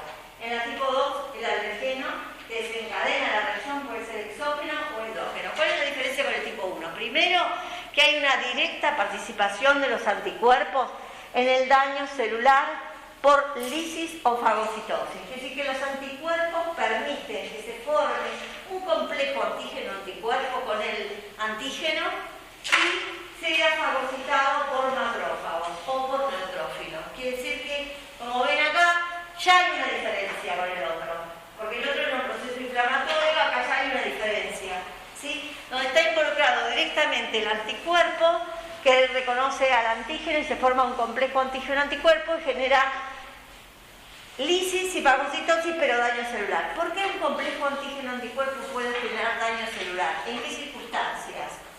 Yo, por ejemplo, se forma un complejo antígeno-anticuerpo que está circulando en la sangre. Bien, esa es una respuesta, pero esa es del tipo 3, esa no es la tipo 2. La tipo 2 es cuando el antígeno está pegado a un tejido o a la matriz extracelular. Acá el antígeno o el alergeno está pegado a un tejido epitelial o a la matriz extracelular o a una membrana celular. Y llega hasta ahí el antígeno. Y también el antígeno lo que puede hacer es circular como el glóbulo rojo que tiene el RH. Es decir, que puede tener esas versiones. Y el anticuerpo no lo reconoce como propio, evidentemente, y se pega al antígeno y forma un complejo antígeno-anticuerpo. Y donde se forma un complejo antígeno-anticuerpo, el segmento FC de la inmunoglobulina tiene el receptor que el macrófago y también el neutrófilo. Quiere decir que si ven algún complejo, lo que van a hacer es tratar de fagocitarlo. ¿Qué pasa? Si yo lo tengo en un tejido, tengo un antígeno acá y el tejido es muy grande, tengo varios antígenos, el macrófago va a comer un poquito acá, pero va a ver qué grande que es esto. No me lo voy a poder comer todo. Entonces genera daño y lesión porque ahí se sobreviene el complemento, hay neutrófilo, es decir, hay daño tisular o el macrófago secreta citoquinas y se genera, atraen a los glóbulos blancos y se genera lesión. En el caso de la eritroblastosis fetal genera hemólisis de los glóbulos rojos, se hemolizan, se rompen los glóbulos rojos, se pierde la hemoglobina y el niño nace con anemia, una anemia severa, que hay que hacerle sanguinotransfusión. Pero bueno, hay varios ejemplos. Los anticuerpos que se forman están dirigidos contra antígenos de la superficie que se depositan en la superficie de la matriz extracelular o de un tejido, de una membrana basal, por ejemplo, de un tejido epitelial. ¿Se entiende hasta ahora lo que estoy diciendo? Y el antígeno puede ser que sea endógeno o exógeno, ahora lo vamos a ver. ¿Quiénes intervienen? Primero, ¿quiénes intervenían en la tipo 1? Bueno, todo lo que dijimos, TH2, linfocito B, citoquina, los mastocitos sobre todo, y la inmunoglobulina. ¿Quiénes intervienen acá? La inmuno G y M. Nada más que eso, son anticuerpos fabricados por inmunoglobulina G y M y se unen a la célula blanco, donde está el antígeno, y obviamente que cuando hay un complejo antígeno-anticuerpo complemento es activado a través de esta lesión.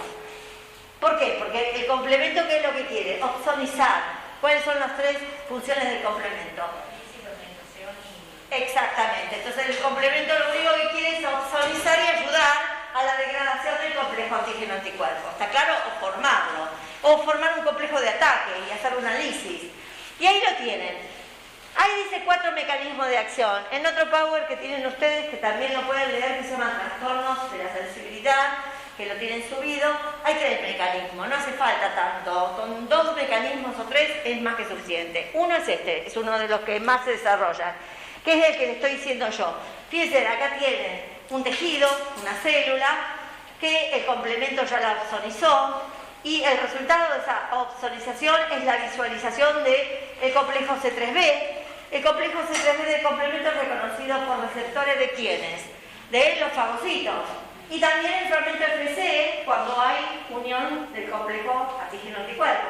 Quiere decir que por los 2 mecanismos, ya sea opsonizado y además con la unión del anticuerpo al antígeno, pegado al tejido que se va a lesionar, por así decirlo, el macrófago entonces lo fagocita y termina. Opsonización, fagocitosis, dependientes del complemento o del factor FC. Puede ser o una cosa o la otra.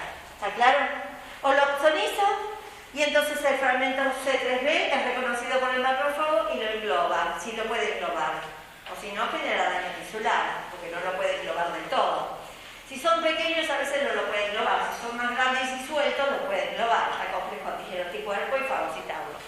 Y si forma generalmente se forma el complejo antígeno-anticuerpo y lo fagocita, ¿sí?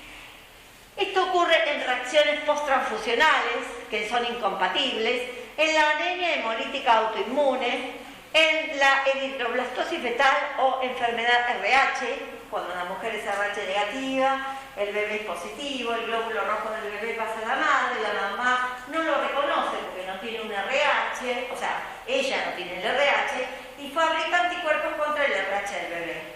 Y esos anticuerpos se pegan al glóbulo rojo y generan lisis y hemólisis. El daño está ahí, en general la anemia al bebé. Este caso es especial porque el glóbulo rojo es un tejido, pero no está pegado.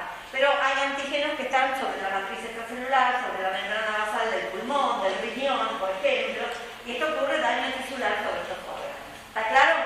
Entonces, el síndrome de Cook-Pastur es un síndrome raro, que no ocurre todo el tiempo, donde el antígeno está pegado, es un antígeno endógeno, que no es reconocido por el sistema inmunológico, y está pegado a la membrana basal del pulmón y del glomérulo renal, a los dos.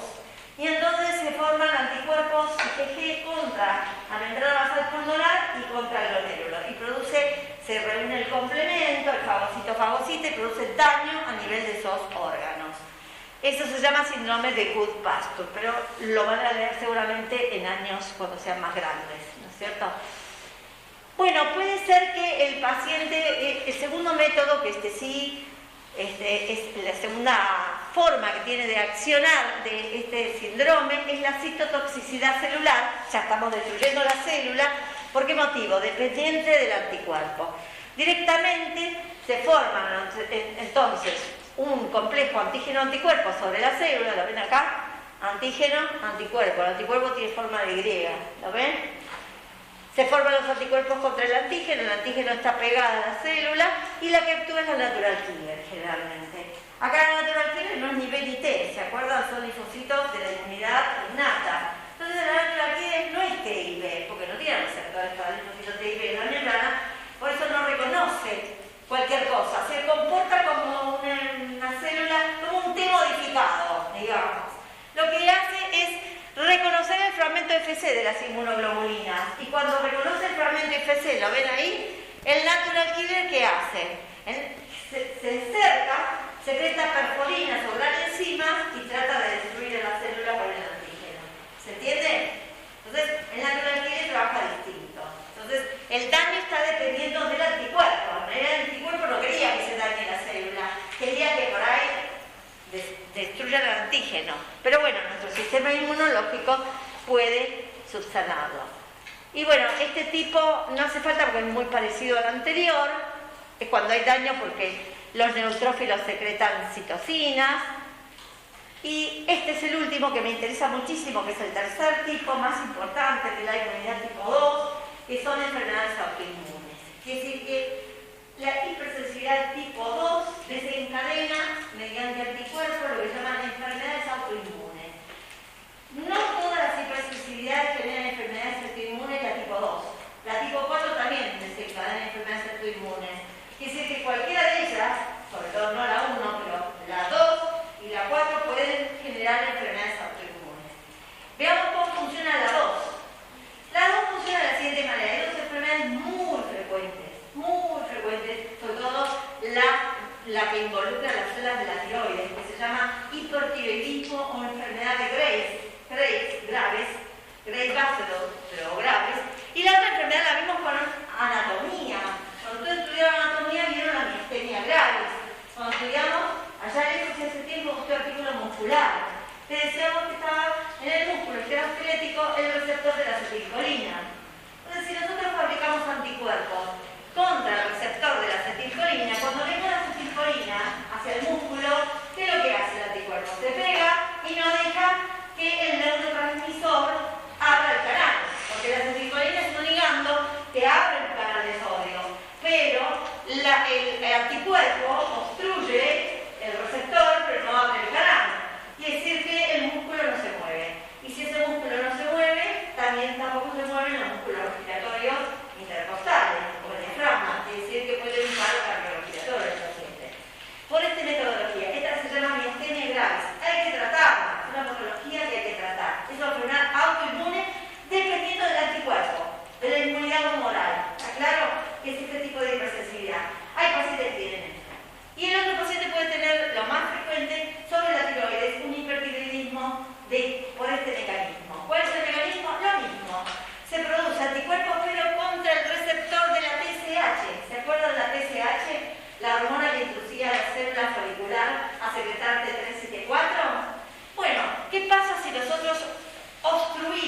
En lugar de darle TSH le damos el anticuerpo antirreceptor.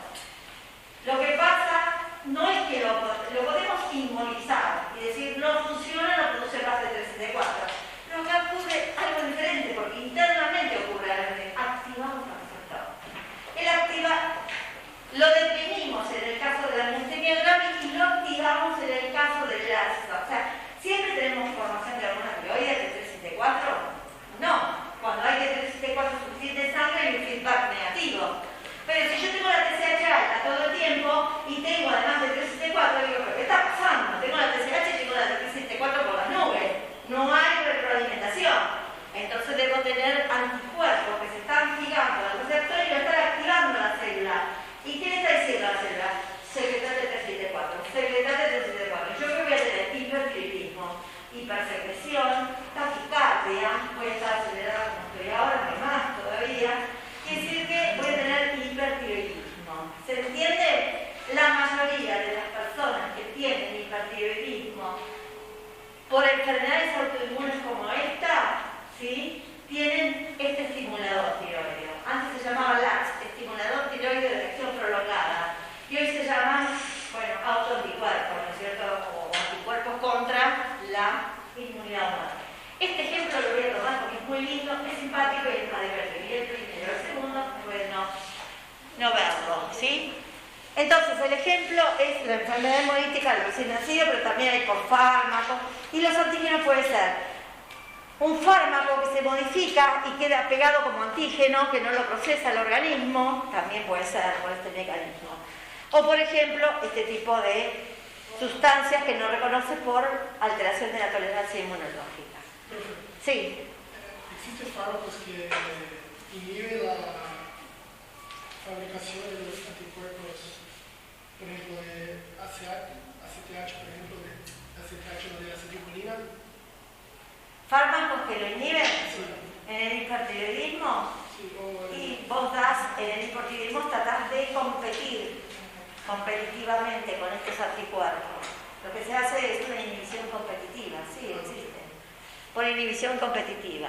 Bien, porque se mimetiza la función del anticuerpo.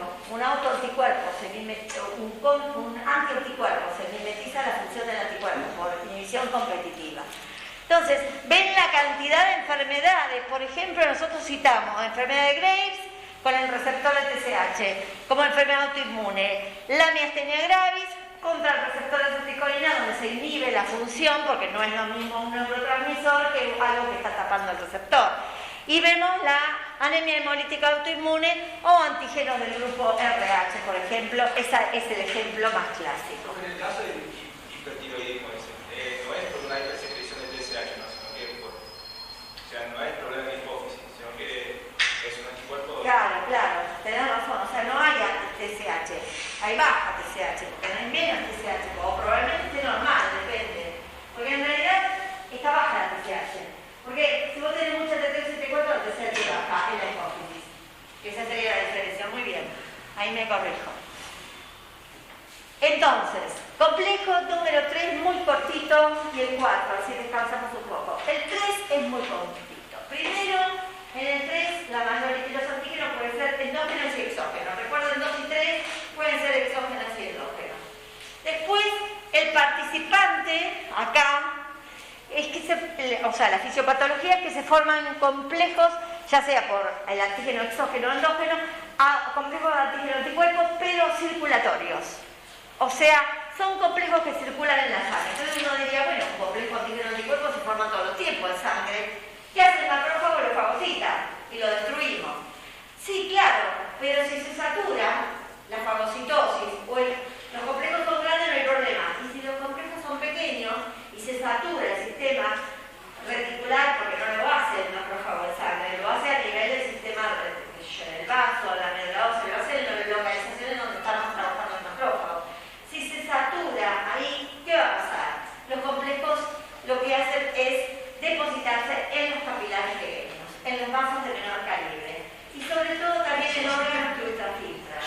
Por ejemplo, el órgano que ultrafiltra es el riñón y el otro órgano que ultrafiltra y produce líquido sinovial es la articulación móvil diartrósica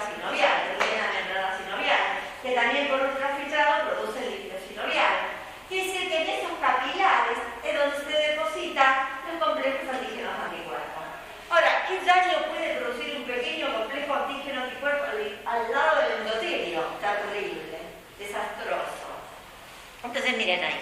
Los complejos inmunes se depositan en los vasos sanguíneos más pequeños, citro de ultrafiltración. La enfermedad más característica es el lupus eritematoso diseminado, así se llama, es una enfermedad autoinmune. Fíjense cómo la inmunidad tipo 3 también. ¿Por qué? Porque el antígeno que se produce es un anticuerpo contra un antígeno nuclear, de una proteína del núcleo, que no es una histona. Antígeno anti una proteína nuclear. Y también antígenos contra la membrana sinovial, por ejemplo, o antígenos contra alguna proteína renal. Entonces esos viajan por sangre y son acomplejados por anticuerpos y forman complejos antígeno-anticuerpos.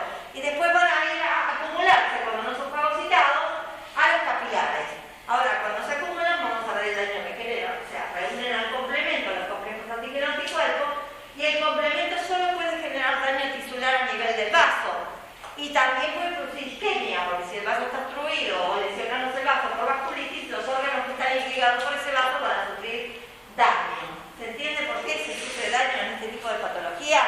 Una de estas enfermedades dijimos que era el lupus, contra antígenos endógenos, y puede producir desde artritis reumatoidea, una enfermedad muy compleja, autoinmune, que hoy saben que se usa para tratar la artritis reumatoidea, agentes biológicos. Los agentes biológicos lo que tratan es de reducir a las células o a las citoquinas, ¿sí?, que producen estas sustancias del sistema inmunológico. Entonces, al reducirlas, duele menos. No es que no se puede seguir lesionando a los tejidos. Duele menos y el dolor es muy importante para la vida cotidiana, porque el dolor impide la movilidad y además baja la calidad de vida. Fíjense entonces, artritis reumatoidea, celositis, nefritis o antígenos exógenos que vengan de afuera. Uno de los antígenos exógenos para esta enfermedad son, por ejemplo, algunas bacterias o fármacos, ¿sí?, o virus, el virus de la hepatitis. Lo que se produce con el virus de la hepatitis, que pueden generarse complejos antígenos anticuerpos circulantes, o bacterias, donde se pueden producir complejos antígenos restos de bacterias, donde se reconocen como impropios algunas proteínas bacterianas, algunos productos, y eso se pueden formar complejos antígenos anticuerpos circulantes. Esto lo van a estudiar, esto es general, lo van a estudiar quizás a través de los años en otro tema. ¿Se entiende hasta acá? Bueno, entonces, ¿qué es lo que pasa con los complejos antígeno-anticuerpos? En una primera fase, los complejos que estaban circulando, que no pueden ser depurados, se depositan en los capilares en las regiones donde se ultrafiltra más. Estos complejos que están ahí, antígeno-anticuerpos del endotelio, está ahí en la fase primaria. ¿Cómo evoluciona esa fase? Bueno, en una fase 2, donde estos depósitos, según el tamaño, la carga, la valencia y demás, pueden o no ser fagocitados o pueden generar entonces acumulación del complemento y atrapamiento de células inflamatorias que pueden dañar el endotelio. Entonces se depositan en el glomérulo, articulaciones, piel, corazón, vasos pequeños de otras localizaciones. Y acá tenemos la fase 3, donde se produce una reacción inflamatoria frente al complejo antígeno-anticuerpo depositado. Se activa el complemento. Se activan los neutrófilos por el complemento, porque son quimiotácticos. El complemento es quimiotáctico, estamos al lado de la sangre, así que no va a haber ninguna opción. Se activan los macrófagos. ¿Por qué? Porque el receptor FC del complejo antígeno-anticuerpo es reconocido por el macrófago que tiene el receptor. Y el macrófago no solo fagocita el complejo antígeno-anticuerpo, sino que puede secretar citoquinas. Pero como estamos denudando el endotelio, ¿quién se activa? El factor de la coagulación de la vía, ¿esta cuál sería? Intrínseca, el factor 12, el factor Hageman. Entonces, ¿qué pasa con este factor? Se produce una especie de coágulo hemostático que puede terminar en un trombo y puede terminar formando una trombosis si los complejos son múltiples. ¿Se entiende? Y la trombosis que genera isquemia. Isquemia tisular, donde están ubicadas estas estructuras. Ven que la número 3 no es muy difícil, es este cuadrito.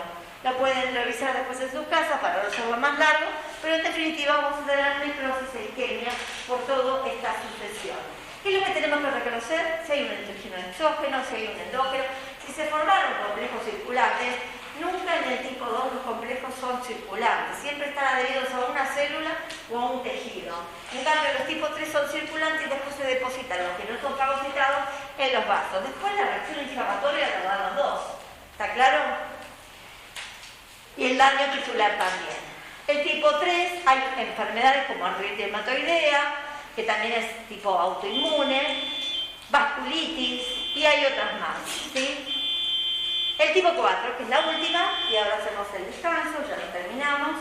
El tipo 4 es uno de los ejemplos clásicos de la tuberculosis, que vimos forma granulosa el tipo 4. ¿Quién actúa? La inmunidad.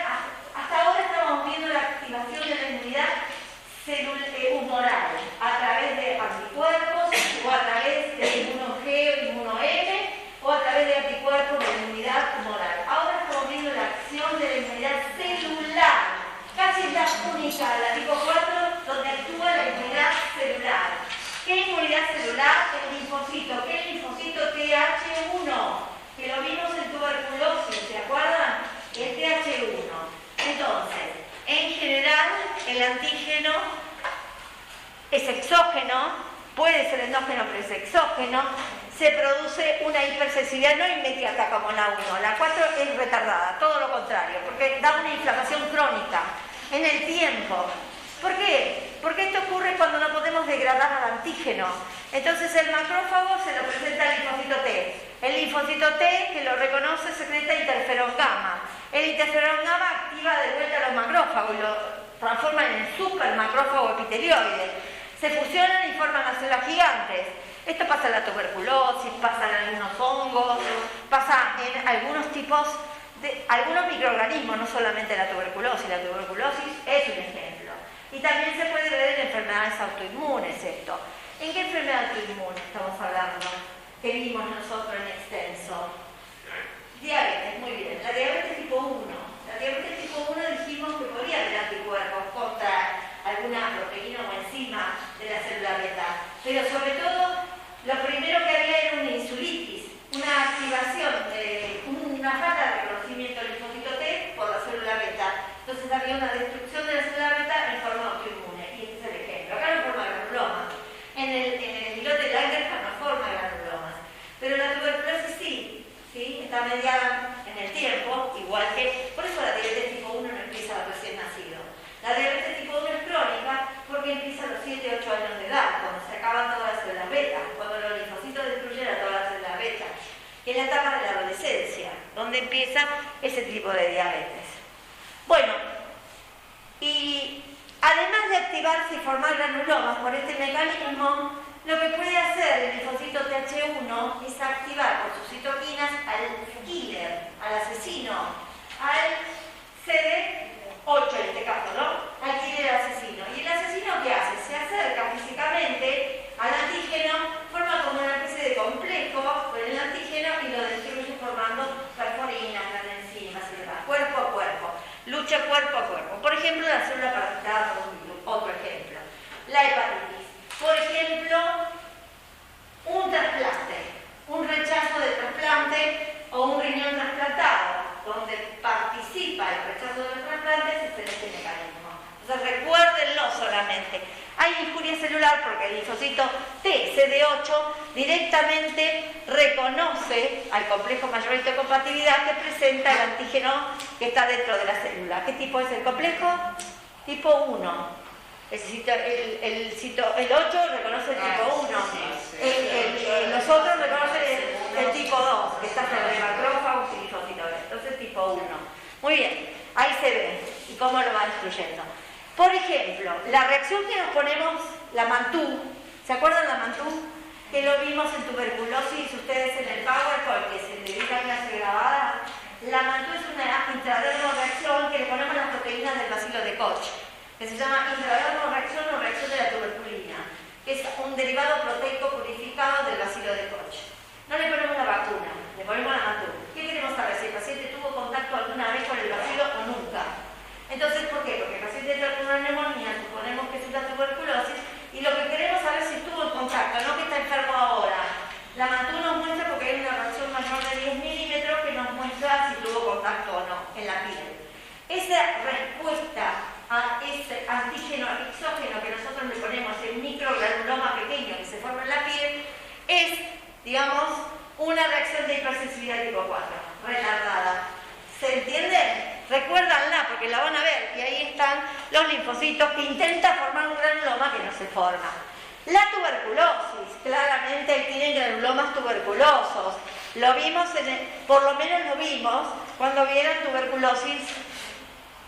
Y ahí se ve la respuesta del linfocito TH1, cómo libera interferón gamma, cómo activa a los macrófagos, cómo los macrófagos forman células epitelioides, después forman las células gigantes, cómo también puede traer monocitos también desde la circulación y forma este granuloma que nosotros lo vimos como granuloma tuberculoso, pero también algunos hongos pueden generar esta vía. Y los mecanismos que es muy importante son dos.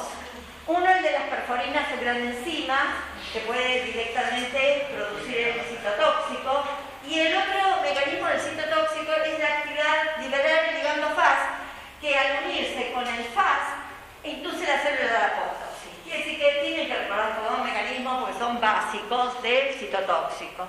Nada más, porque el resto prácticamente se recordar como ejemplo el rechazo de los trasplantes.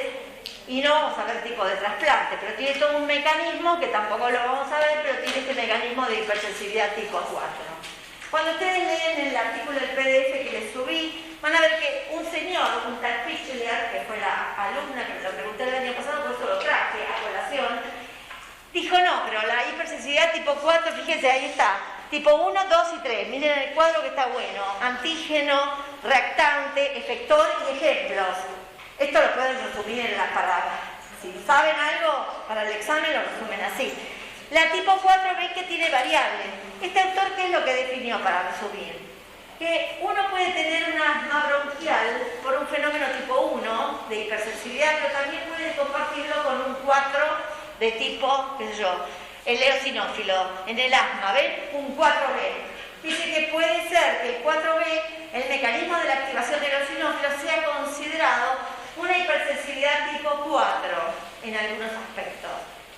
Bueno, algunos están de acuerdo, otros no con este autor, pero no hace falta que tampoco que sean tan discriminativos. Yo me conformo con que sepan un ejemplo, un efector, si interviene la inmunidad celular o humoral en cada uno de estos fenómenos de hipersensibilidad. Y bueno, nada más, porque esto es todo lo mismo, chicos. Es para que ustedes lo vean cuáles son los ejemplos de la hipersensibilidad tipo 4. Nos encontramos entonces, después del recreíto, en la 411.